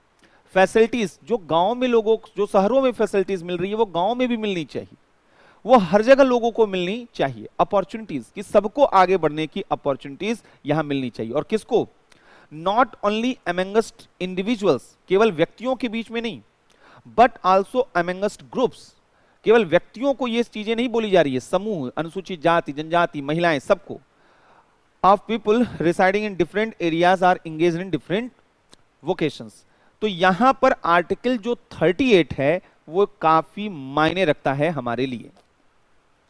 तो आर्टिकल 38 जो यहां पर है वो कहता है कि राज्य के द्वारा क्या लाने की बात की गई है, एक ऐसा सोशल ऑर्डर, एक सामाजिक व्यवस्था की बात की गई है जो किस पर बेस्ड हो, जस्टिस पर बेस्ड हो। और ये जस्टिस कैसा हो, तो justice, social justice, political justice, social economic, social economic and political justice. तो एक ऐसे जो है यहां पर सोशल ऑर्डर की बात की गई है। दूसरा, आर्टिकल 32 जिसे 38 क्लॉज 2, ये 38 क्लॉज 1 है। 38(2) क्या कह रहा है, ये कहता है दो चीजें, ये 44th कॉन्स्टिट्यूशनल अमेंडमेंट से जोड़ा गया था, 44वें संविधान संशोधन से। पहला, टू मिनिमाइज, तो किस चीज को मिनिमाइज करने की बात की गई है, to minimise the inequalities in income, to minimise the inequalities in income, आय की असमानता को क्या है, कम करना है। और दूसरा क्या है, टू एलिमिनेट,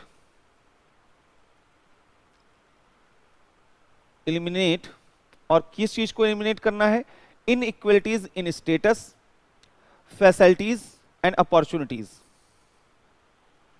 इनइक्वालिटीज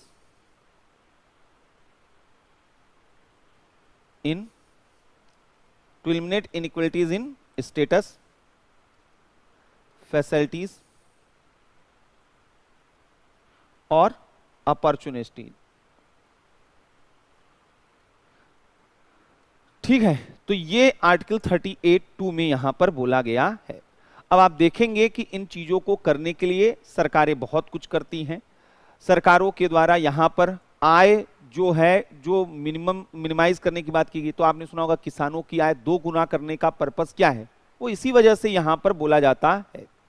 या यहां पर जो है आपने सुना होगा प्रधानमंत्री सौभाग्य योजना। सौभाग्य योजना क्या है, इलेक्ट्रिफिकेशन के लिए है।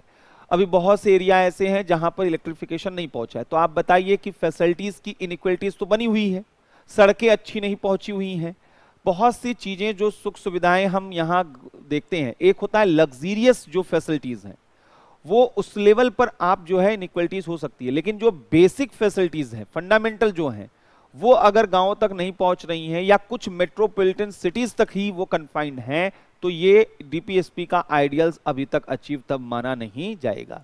अपॉर्चुनिटीज कि यहां पर जो है वह सभी लोगों के पास आए। तो ये तो था हमारा आर्टिकल 38 जिसको हमें समझना था।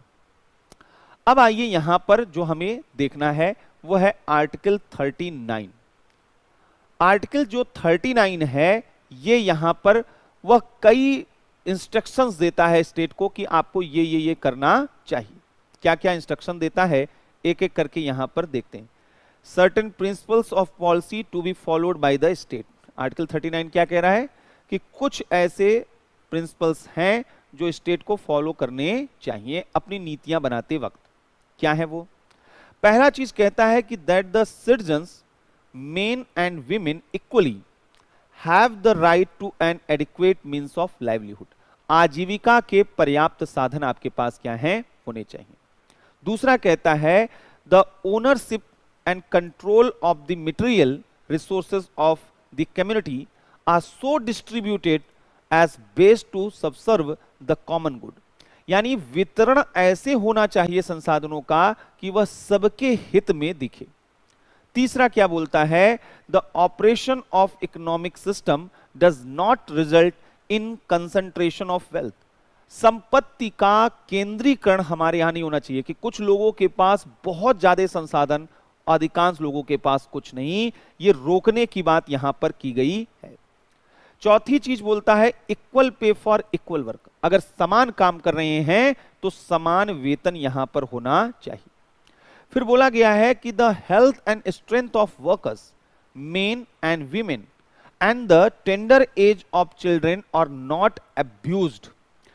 जो पुरुष और महिला कर्मचारी हैं, कर्मकार हैं, जो काम कर रहे हैं, उनके स्वास्थ्य के साथ खिलवाड़ न हो, उनकी क्षमता के साथ खिलवाड़ न हो, बच्चों के साथ कोई दुर्व्यवहार वहां पर न हो और आर्थिक मजबूरी में आकर उन्हें अपने आय या उम्र के बाहर जाकर कोई काम करना न पड़े। और अंतिम चीज बोला गया है कि बच्चों को ऐसी अपॉर्चुनिटीज और फैसिलिटीज दी जाए जिससे उनका हेल्दी डेवलपमेंट हो सके। तो ये एक एक करके इन सभी जो है डीपीएसपी के जो इंस्ट्रक्शंस हैं, इनको हम लोगों को क्या है देखना है। पहला हमने कहा कि यहां पर आर्टिकल 39A ये क्या कहता है कि सभी लोगों के लिए आजीविका के पर्याप्त साधन, adequate means of livelihood for all. सभी नागरिकों के लिए आजीविका के पर्याप्त साधन होने चाहिए। पर्याप्त साधन होने चाहिए। अब यहां पर जो है, जो लाइवलीहुड, इसका मतलब क्या है? लाइवलीहुड का मतलब है आपके एग्जिस्टेंस के लिए जो भी एक्टिविटी जरूरी है, अपने अस्तित्व को बनाए रखने के लिए जो भी जरूरी एक्टिविटीज है, वो सब लाइवलीहुड है। तो हम अपने अस्तित्व के लिए कौन कौन सी इकोनॉमिक एक्टिविटी करते हैं? हम एग्रीकल्चर करते हैं, हम एनिमल हस्बेंड्री करते हैं, पशुपालन करते हैं, हम क्या करते हैं? इंडस्ट्री लगाते हैं, हम ऑक्यूपेशन व्यवसाय करते हैं, बहुत सी चीजें करते हैं, नौकरियां। ये सब अलग अलग डिफरेंट क्या हैं? ये डिफरेंट लाइवलीहुड के मीन्स हैं। ये आजीविका के अलग अलग साधन होते हैं। अगर हम आजीविका के साधन को देखें तो ये बोला गया है कि सभी लोगों के पास पर्याप्त आजीविका के साधन लाइवलीहुड होने चाहिए। तो आइए थोड़ा सा हम एक कंपैरेटिव एनालिसिस करते हैं। आप अगर रूरल सोसाइटी में रहते हैं और अगर आप अर्बन सोसाइटी में रहते हैं, तो क्या लाइवलीहुड के जो मीन्स हैं वह दोनों जगहों पर एक जैसे हैं? ग्रामीण क्षेत्रों में अगर आप जाइए तो यहां पर मेन जो सोर्स है लाइवलीहुड का वो क्या है? आजीविका का मुख्य स्रोत क्या है? वो है एग्रीकल्चर और एनिमल हस्बेंड्री। लेकिन पिछले कुछ वर्षों से एग्रीकल्चर नॉन बेनिफिशियल होता रहा है, गैर लाभकारी होता रहा है। आज स्थिति यह है कि जो किसान है वो अपने खेतों में जो उपज कर रहा है, उस उपज में उसे कई बार लागत, कॉस्ट ज्यादा लगानी पड़ती है, आउटपुट उसे कम मिलता है। किसानों की स्थिति वहां पर केवल इतनी है कि किसी तरीके से वह प्रोड्यूस करता है अपने अनाज को, कुछ हिस्सा अपने लिए रखता है, कुछ हिस्सा उसको वह बेचता है, लेकिन उतना इनसफिशिएंट होता है जो उसके लिए एक अच्छा लाइवलीहुड अगर माना जाए तो ऐसा नहीं है। तो आज जो है ग्रामीण यानी रूरल सोसाइटी में कृषि और पशुपालन और जो कॉटेज इंडस्ट्री, ग्राम उद्योग थे या कुटीर उद्योग थे, ग्राम उद्योग, अब ये ग्रामोद्योग ये गैर लाभकारी होते गए, नॉन बेनिफिशियल होते गए। अब समस्या ये है कि ऐसे में यहां पर क्या हो रहा है कि यहां पर आजीविका के लिमिटेड ऑप्शन बचे हुए हैं, आजीविका के सीमित विकल्प यहां पर हैं, लिमिटेड ऑप्शंस यहां पर देखने को मिलते हैं। अब सवाल यह है कि जब यहां लाइवलीहुड है ही नहीं, कोई भी माँ बाप अपने बच्चे को, अगले जनरेशन को एग्रीकल्चर में नहीं देखना चाहते हैं, एनिमल हस्बेंड्री में, जब तक कि बहुत वर्स्ट कंडीशन ना हो, अगर थोड़ी भी पॉसिबिलिटी है कुछ और काम करने की, तो वह कुछ और काम करवाना चाहते हैं। वो नहीं चाहते हैं कि खेती, पशुपालन या छोटे उद्योग गांव में लेकर वहां पर शुरू करें। तो ऐसी स्थिति में जब लाइवलीहुड का सफिशिएंट जो यहां पर होना चाहिए ऑप्शंस, जब गांव में नहीं दिखेगा, तो वहां से लोग कहां पर जाएंगे? शहरों में। यहां से होता है शुरू माइग्रेशन, पलायन। पलायन करके ये लोग शहरों में पहुंचते हैं। अब शहर तो भाई लाइवलीहुड के तमाम तरीके के वहां पर साधन हैं। शहर जो हैं वह हब हैं, जॉब के हब हैं, ये रोजगार के केंद्र हैं, सेंटर फॉर जॉब्स हैं, ये रोजगार के केंद्र यहां पर हैं। लेकिन यहां पर भी जो रोजगार है, यहां पर भी जो एम्प्लॉयमेंट है, वो दो रूपों में दिखाई देगा। एक यहां पर फॉर्मल सेक्टर होता है जिसको ऑर्गेनाइज सेक्टर कहते हैं, यानी संगठित क्षेत्र जिसे आप कहते हैं, ऑर्गेनाइज सेक्टर में जॉब मिलते हैं, और एक अनऑर्गेनाइज सेक्टर में जॉब मिलते हैं, असंगठित क्षेत्र में काम मिलता है। ऑर्गेनाइज सेक्टर में जब जॉब मिलता है तो यह कानूनी प्रक्रिया के अधीन होता है, यानी यहां पर यह गवर्नमेंट के सरकारी कानूनों के अधीन होता है, और इसलिए सरकारी कानूनों के अधीन यानी गवर्नमेंट का कंट्रोल होता है। तो गवर्नमेंट क्या करती है? गवर्नमेंट ऑर्गेनाइज्ड एरिया के कर्मचारियों की स्थिति पर नजर रखती है। जैसे क्या उनको सही से वेतन दिया जा रहा है, क्या उनको बोनस दिया जा रहा है, क्या उनको सही से छुट्टियां दी जा रही हैं, क्या उनसे अधिक घंटे काम तो नहीं कराया जा रहा है। कई कानून बने हैं ऑर्गेनाइज सेक्टर में जिससे कि वहां काम करने वाले कर्मचारी और मजदूरों की जिंदगी अच्छी हो सके। फैक्ट्री एक्ट बनाया गया है, बताया गया है कि 9 घंटे से अधिक काम नहीं कराया जा सकता है, ओवर टाइम की स्थिति में अलग से पे करना होगा, छुट्टियों की व्यवस्था वहां पर की गई है प्राइवेट सेक्टर के लिए भी। लेकिन ये एक बहुत छोटा आजीविका का क्षेत्र है जिसको हम ऑर्गेनाइज सेक्टर कहते हैं। एक बहुत बड़ा क्षेत्र शहरों में है जिसे अनऑर्गेनाइज सेक्टर कहते हैं, जिसे आप ठेला लगाए हुए लोगों को देख सकते हैं या छोटे छोटे उन दुकानों को देख सकते हैं जो कि सरकारों में अपना नाम रजिस्टर्ड भी नहीं कराए हैं, छोटा छोटा अपना दुकान चला रहे हैं। उन्होंने सरकारी जो है वहां पर ऑफिस में रजिस्टर्ड भी नहीं किया है कि वो अपना छोटा छोटा कर रहे हैं। बैकग्राउंड में जाकर बैकडोर जो है वो वर्क कर रहे होते, जैसे आजकल सिलाई वगैरह के बहुत से काम जो हैं वो फ्रंट पर नहीं हो रहे हैं, वो बैकडोर से वहां पर होते रहते हैं, और वहां पर काम करने वाली महिलाएं या कोई भी हो, उनके बारे में जो है उनके कानून के द्वारा उनको संरक्षण नहीं मिल रहा है, क्योंकि वो जानकारी में नहीं है। जो जानकारी में नहीं है वो अनऑर्गेनाइज सेक्टर है। अब अनऑर्गेनाइज सेक्टर में यहां पर कोई नियंत्रण नहीं होता है सरकार का, कोई रूल रेगुलेशन यहां पर नहीं होता है, तो यहां पर शोषण बहुत होता है, एक्सप्लॉइटेशन यहां पर क्या है वह बहुत ज्यादा होता है।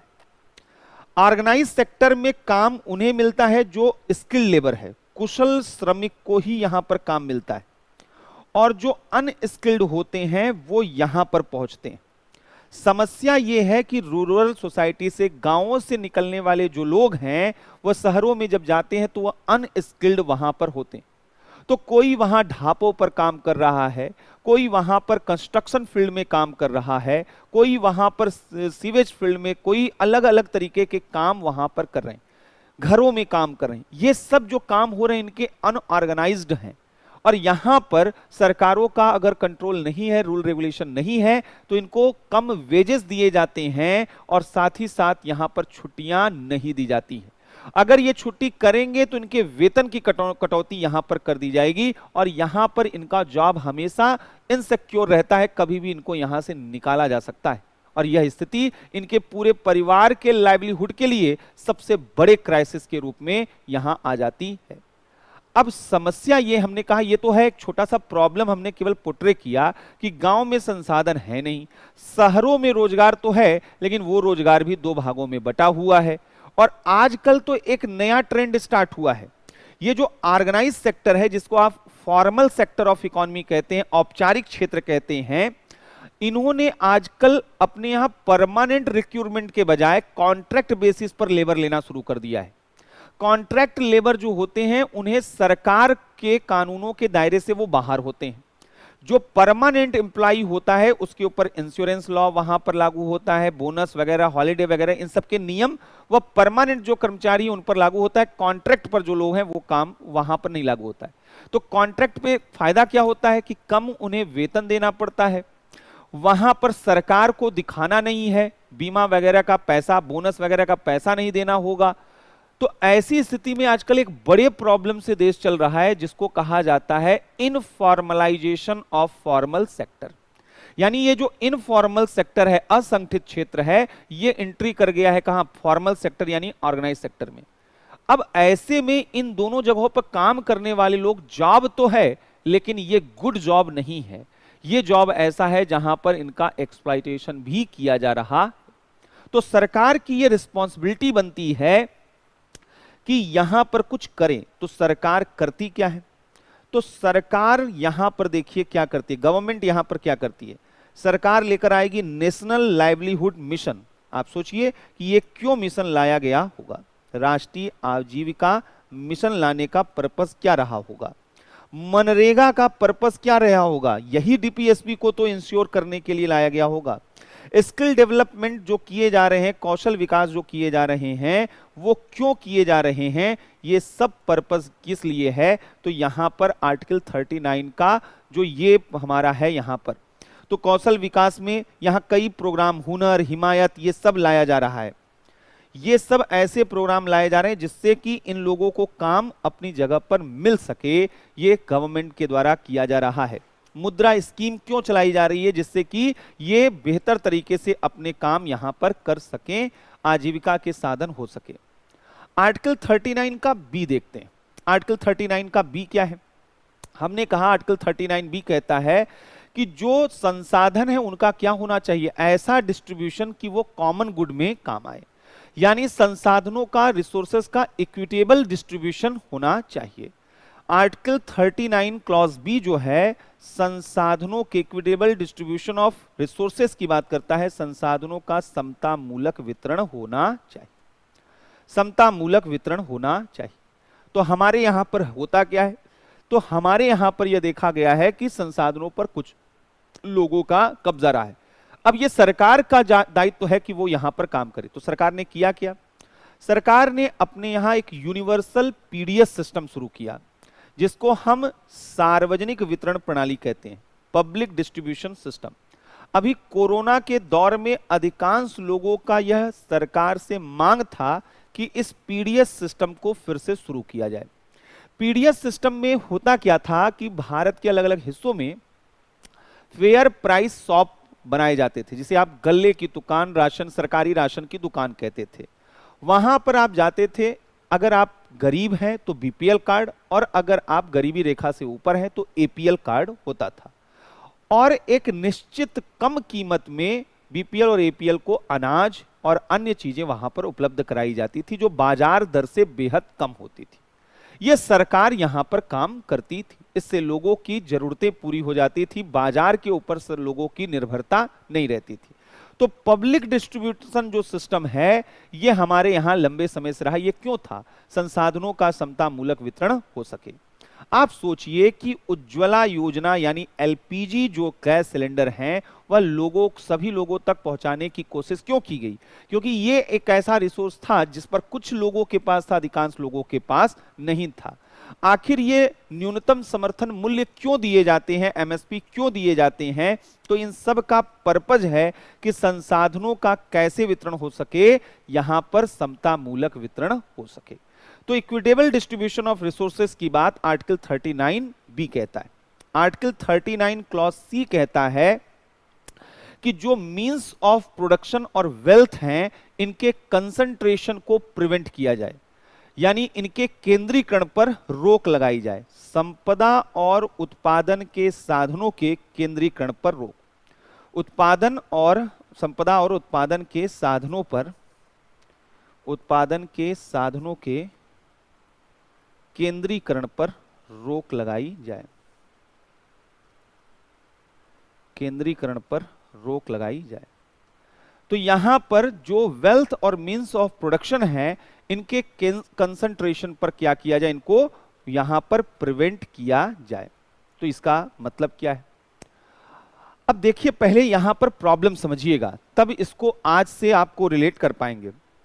हमारे यहां 90 के पहले, 90 के पहले वह सोशलिज्म का जो मॉडल था बड़ा रिजिड मॉडल था, जहां पर सारा रोल स्टेट को दे दिया गया था। यानी स्टेट ही प्रोडक्शन करती थी, स्टेट ही डिस्ट्रीब्यूशन करती थी। छोटी सी छोटी चीजों का उत्पादन भी राज्य के द्वारा होता था और राज्य के द्वारा पूरे देश समाज में इसका वितरण किया जाता था।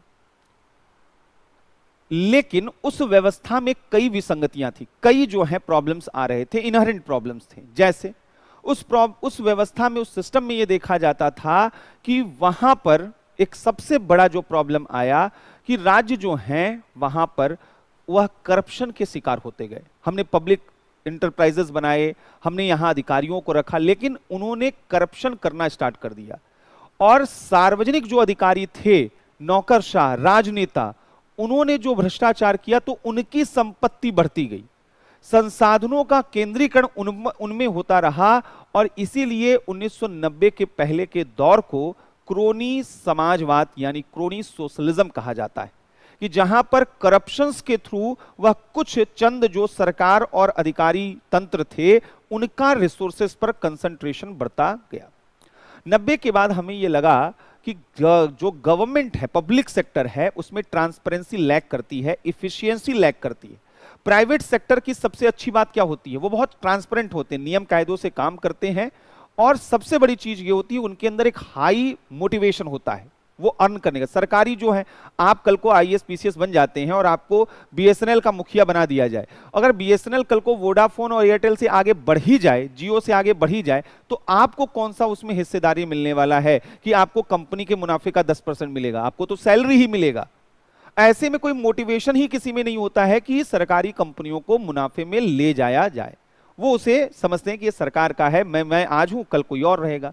लेकिन जब बात निजी कंपनियों की आएगी तो उन्हें मालूम है कि जितना मुनाफा निजी कंपनी में वो बढ़ाएंगे, उतना मुनाफा उनको भी मिलेगा, उतनी हिस्सेदारी उनको भी मिलेगी। मोटिवेशन होता है। तो हमने सोचा एकदम सही है मॉडल, ये सरकारी जो है भ्रष्टाचार का तंत्र खत्म करते हैं, निजी क्षेत्रों को लेकर आते हैं। 90 के बाद प्राइवेट सेक्टर को हमने प्रमोट करना शुरू कर दिया, और किया तो उसका परिणाम भी बड़ा अच्छा निकला।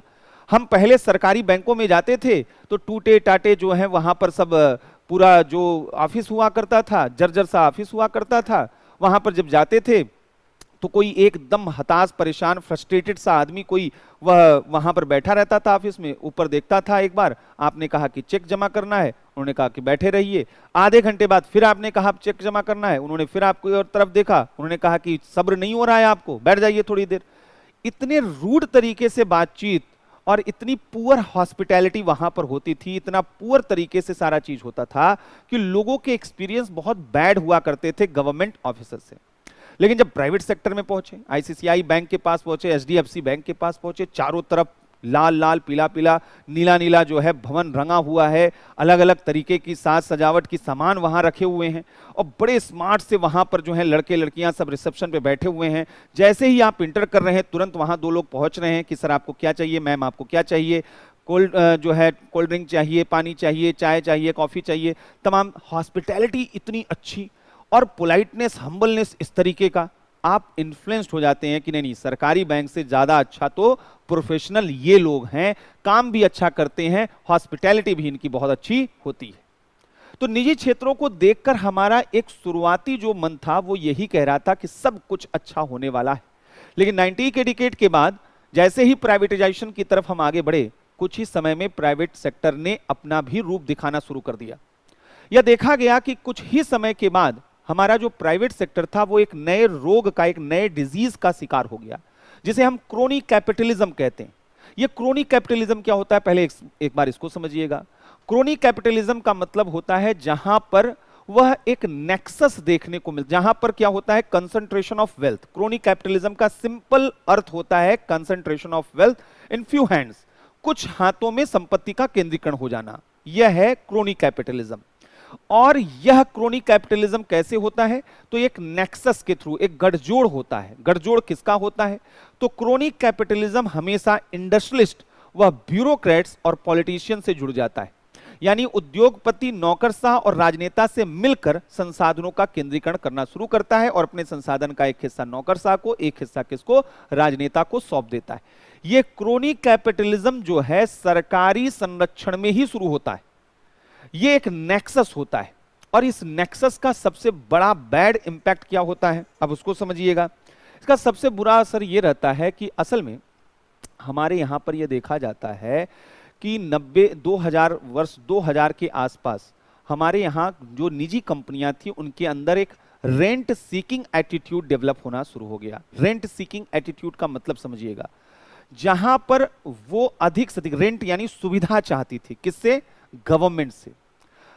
पूंजीवाद माना जाता है निजी क्षेत्र अपनी योग्यता, अपने क्षमता के आधार पर आगे बढ़ता है। भारत में ऐसा नहीं था। यहां निजी कंपनियां सरकार से सुविधा प्राप्त करके आगे बढ़ना चाहती थी। ये रेंट सीकिंग एटीट्यूड था। जैसे वो चाहती थी कि उन्हें लैंड एक्वायर करके गवर्नमेंट सस्ते दामों में अवेलेबल करा दे। अधिकांश कंपनियां ये चाहती थी।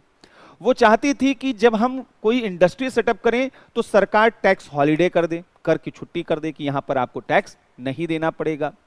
वो चाहती थी कि इलेक्ट्रिसिटी सब्सिडी रेट पर इलेक्ट्रिसिटी वहां पर दी जाए। उन क्षेत्रों में ट्रांसपोर्टेशन बेहतर कर दिया जाए। ये सब काम कौन करेगा? गवर्नमेंट काम करेगी। इससे उनकी इंडस्ट्री अपने आप क्या हो जाएगी? वह बेहतर होती जाएगी। तो ये जो रेंट सीकिंग एटीट्यूड था और ये नेक्सस जो बना यहां पर, इसने क्रोनी कैपिटलिज्म को वर्ष 2000 के बाद हमारे देश में बढ़ाना शुरू कर दिया। और यह क्रोनी कैपिटलिज्म इतना बढ़ना शुरू हुआ कि इसने हमारे कैपिटलिस्ट जो थे उनको इतना पैसिव बना दिया और इतना ज्यादा उन्होंने उनको पैरालाइज्ड कर दिया कि वो खुद से कोई काम नहीं करना चाहते थे। विजय माल्या या नीरव मोदी या इस तरीके के जो नाम आप सुनते हैं, इसकी वजह है कि ये लोग एक समय के बाद ये समझ लिए कि हमें कोई बहुत अपने प्रोडक्ट को अच्छा बनाने की जरूरत नहीं है। हमें बस इस सिस्टम को कैप्चर करना है और इस सिस्टम के साथ खेलते जाना है। तो जब विजय माल्या ने अपनी कई कंपनियां बनाई और उनमें एक कंपनी जो उनका एयर किंगफिशर एयरवेज था, वो नहीं चल पाया। जबकि उनकी अदर जो कंपनियां थी वो बहुत अच्छा परफॉर्म दे रही थी। एक ही व्यक्ति यहां भी प्रोप्राइटर है, वहां भी प्रोप्राइटर है। एक कंपनी को वो घाटे में दिखा रहा है और उसके लिए लिए गए लोन को वह चाहता है सरकार माफ कर दे। वह अपने को विलफुल डिफॉल्टर घोषित कर देता है कि भैया हम जो है पैसा देने की स्थिति में नहीं है। लोग सवाल पूछेंगे कि अगर आप पैसा देने की स्थिति में नहीं है तो इसका मतलब आप गरीब होंगे। आप इतनी लग्जरियस लाइफ जी रहे हैं, आपकी कई कंपनियां इतना मुनाफा कर रही है, आप किसको धोखा देना चाहते हैं? एक कोई किसान अगर अपना ऋण जो है वह वापस न कर पाए तो उसके ऊपर 10 तरीके की कार्रवाइयां हो जाएंगी। लेकिन एक कोई उद्योगपति है, वह केवल एक नेक्सस बनाकर अपने को सुरक्षित रखना चाहता हो। ये एक बड़ा अहम सा सवाल पिछले एक दशक से हमारी पॉलिटिकल सिस्टम में गुजर रहा है और जिसकी पृष्ठभूमि 90 के दौर से बन चुकी थी। ऐसे में हमने कहा कि गवर्नमेंट की रिस्पॉन्सिबिलिटी है कि वो इन सब चीजों को रोके, कंसंट्रेशन को रोके, क्योंकि क्रोनी कैपिटलिज्म बढ़ रहा है। कुछ लोगों के हाथों में रिसोर्सेज सेंट्रलाइज्ड हुए, इसमें कहीं कोई डाउट नहीं है। तो सरकार को क्या करना पड़ेगा? सरकार को एक तरफ सरकार ने बैंक रिफॉर्म करना स्टार्ट किया कि ये लोन वगैरह का जो है वो खत्म हो, यहां पर जितना फ्रॉड हो रहा है। फिर सरकार ने करप्शन एक्ट में भी जो है, जो करप्शन प्रिवेंशन एक्ट था, उसमें भी संशोधन किया, जिससे कि गलत तरीके से लोग करप्शन या उस तरीके की एक्टिविटीज में पार्टिसिपेट न कर पाए। तो गवर्नमेंट के द्वारा इस तरीके के बहुत से स्टेप उठाए जा रहे हैं जिससे क्रोनी कैपिटलिज्म को क्या किया जा सके, वह कम किया या खत्म किया जा सके। तो उम्मीद है कि धीरे धीरे क्रोनी कैपिटलिज्म पे क्या लग सकेगी, यहां पर रोक लग सकेगी और इसका कोई कंक्लूजन यहां पर निकल सकेगा। तो हमने कहा कि आज जो है क्रोनी कैपिटलिज्म दिखाई दे रहा है, क्रोनी पूंजीवाद दिखाई दे रहा है। और इस क्रोनी पूंजीवाद में हमने क्या कहा कि संसाधनों पर कुछ लोगों का नियंत्रण है, जो रिसोर्सेज हैं वह कुछ लोगों, फ्यू हैंड्स में है। संसाधनों पर कुछ लोगों का ही नियंत्रण दिखाई देता है। और ऐसा क्यों होता है कि जहां पर नेक्सस देखा जाता है, एक गठजोड़ देखा जाता है, ये नेक्सस किसके बीच में होता है? तो एक तरफ उद्योगपति, अब इंडस्ट्रियलिस्ट को हर एक चीज मालूम है, उसे मालूम है कहां से हाईवे, 2-3 साल पहले से ही उसे मालूम है कि वहां से हाईवे निकलना है। वहां किसी को भी नहीं मालूम है, आसपास किसी को भी नहीं मालूम है, जिस ब्यूरोक्रेट को वहां से हाईवे निकालना है, कागज साइन करनी है, उसने पहले ही इंडस्ट्रियलिस्ट को बता दिया कि जाइए वहां से आप जो है जमीन खरीद लीजिए। आज के समय 4 साल पहले जमीन वहां पर जो है वह बिल्कुल कौड़ी के भाव मिलेगी, लेकिन 4 साल बाद जैसे ही हाईवे निकलेगा उस उद्योगपति के लिए तो वह सबसे बड़ा रास्ता होगा। इस तरीके से लोग अमीर होते हैं। यहां पर जो पॉलिटिशियन है, राजनेता है, इनके बीच एक नेक्सस है, और यहां पर जो है वह पूंजीपति जो हैं वह क्या चाहते हैं? वह सरकार से रेंट सीकिंग एटीट्यूड, सरकार से अधिक सुविधा चाहते हैं, सरकार से अधिक सुविधा चाहते हैं, यानी एक रेंट सीकिंग एटीट्यूड यहां पर होता, एक रेंट सीकिंग एटीट्यूड यहां पर होता है, रेंट सीकिंग एटीट्यूड यहां पर। अब जो एक तो यहां पर ये है, तो ये इस तरीके का यहां पर देखा जाता है। तो सरकारों को बहुत काम करना होता है, कंपटीशन कमीशन वगैरह इन सब का जो है उन्होंने गठन भी किया हुआ है। अगला जो यहां पर है आर्टिकल 39D, जो कहता है equal pay for equal work, समान कार्य के लिए समान वेतन। पुरुष और महिलाओं के संबंध में ये जरूरी है, समान कार्य के लिए समान वेतन। असल में हमारे यहां पर लंबे समय तक पुरुष और महिलाओं को अलग अलग तरीके से ट्रीट किया जाता था, लेकिन यहां पर स्टेट की रिस्पॉन्सिबिलिटी बताई गई है कि पुरुष और महिला को अलग अलग न देखें, उनके कामों के लिए उन्हें समान तरीके से कंपनसेट किया जाए। यह मामला आया रणधीर सिंह केस में, एक केस था रणधीर सिंह केस, और इस केस में सुप्रीम कोर्ट ने क्या बोला? सुप्रीम कोर्ट ने कहा कि ये जो हमारा equal pay for equal work का आइडियल्स है, यह आइडियल ये प्रियम्बल में निहित है। प्रियम्बल में जो सोशलिस्ट वर्ड है यह उसी को फॉलो करता है। आर्टिकल 14 जो राइट टू इक्वलिटी की बात करता है, आर्टिकल 16 जो equal opportunity in public employment की बात करता है, और आर्टिकल 39D ये जो equal pay for equal work है, ये जो सिद्धांत है इन सभी जगहों पर देखने को मिलते हैं। यह समाजवाद का आदर्श है, सभी को समान तरीके से ट्रीट किया जाए। आर्टिकल 14, आर्टिकल 16 और आर्टिकल 39D के रूप में यहां पर देखा जाता है। तो समान कार्य के लिए समान वेतन की बात की जाती है। आर्टिकल 39E की अगर हम बात करें तो यहां पर बोला गया है कि जो कर्मचारियों का स्ट्रेंथ है और उनका जो हेल्थ है उसका दुरुपयोग, मिसयूज न हो, अब्यूज न हो, और बच्चों के टेंडर एज का अब्यूज न हो। तो यहां पर यह बोला गया है कर्मचारियों के स्वास्थ्य यानी हेल्थ और स्ट्रेंथ यानी सामर्थ्य तथा बच्चों की सुकुमार अवस्था का, टेंडर एज ऑफ सुकुमार अवस्था का दुरुपयोग न हो,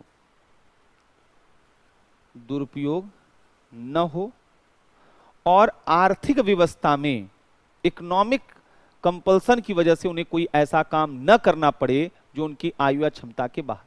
आप बाहर देखते हैं बहुत से रिक्शा चालक, उम्र हो चुकी है 80, उम्र हो चुकी है 85, लेकिन वो रिक्शा खींच रहे हैं। घरों में काम करने वाले, अलग अलग जगहों पर काम करने वाले बहुत से ऐसे लोग हैं जिनका उम्र, जिनकी सामर्थ्य ऐसी नहीं है कि वो काम कर सकें, लेकिन अपने परिवार के लिए वो काम कर रहे हैं, अपनी आजीविका के लिए, अपने अस्तित्व के लिए वो काम कर रहे हैं। सरकार की यह जिम्मेदारी है कि ऐसे लोगों को देखे, समझे और उनकी जरूरतों को क्या करे, पूरा करे। तो यहां पर बोला गया है कि आर्थिक व्यवस्था में ऐसा रोजगार न करना पड़े, ऐसा रोजगार न करना पड़े जो उनके आयु या शक्ति के अनुकूल न हो, के अनुकूल न हो। तो एक तो ये है, और अंतिम जो आर्टिकल 39 क्लॉज डी है वह बच्चों के लिए है, समर्पित है कि बालकों को स्वतंत्र व गरिमामय वातावरण में, स्वतंत्र व गरिमामय वातावरण में, डिग्निफाइड एनवायरनमेंट में स्वस्थ विकास का अवसर मिल सके, स्वस्थ विकास के अवसर मिल सके। ये जो प्रोविजन था ये 42nd कॉन्स्टिट्यूशनल अमेंडमेंट से यह जोड़ा गया था, पहले ये प्रोविजन नहीं था।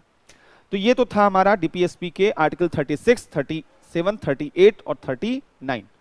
कल हम लोगों को रेस्ट जो है आर्टिकल्स देखने हैं, 39A, 40, 41, 42, 43, ये सब। यूनिफॉर्म सिविल कोड बड़ा चर्चा में रहता है, कल इस पर हम लोग डिबेट भी करेंगे विस्तार से कि आखिर क्या है, इसके प्रॉस कॉन्स क्या है। तो कल हम लोग डीपीएसपी मैक्सिमम जो टॉपिक हमारा कवर हो जाएगा, तो हम लोग फिर आगे नेक्स्ट क्लास से गवर्नमेंट की तरफ बढ़ेंगे कि गवर्नमेंट हमारे यहाँ क्या कैसे है। ये जो basic philosophy of the constitution है, तो कल और परसों तक फंडामेंटल ड्यूटीज, ये सब हम लोगों को अच्छे से इत्मीनान से कवर करना है, जिससे कि हमारा एक बेस मजबूत हो जाए। ये अगर एक बार मजबूत हो गया, बाकी जितनी चीजें हैं सरकार वगैरह आप पढ़ेंगे आपको बहुत ईजी लगेगा, वहां पर कोई बहुत ज्यादा कॉम्प्लेक्सिटी नहीं है। ठीक, थैंक यू।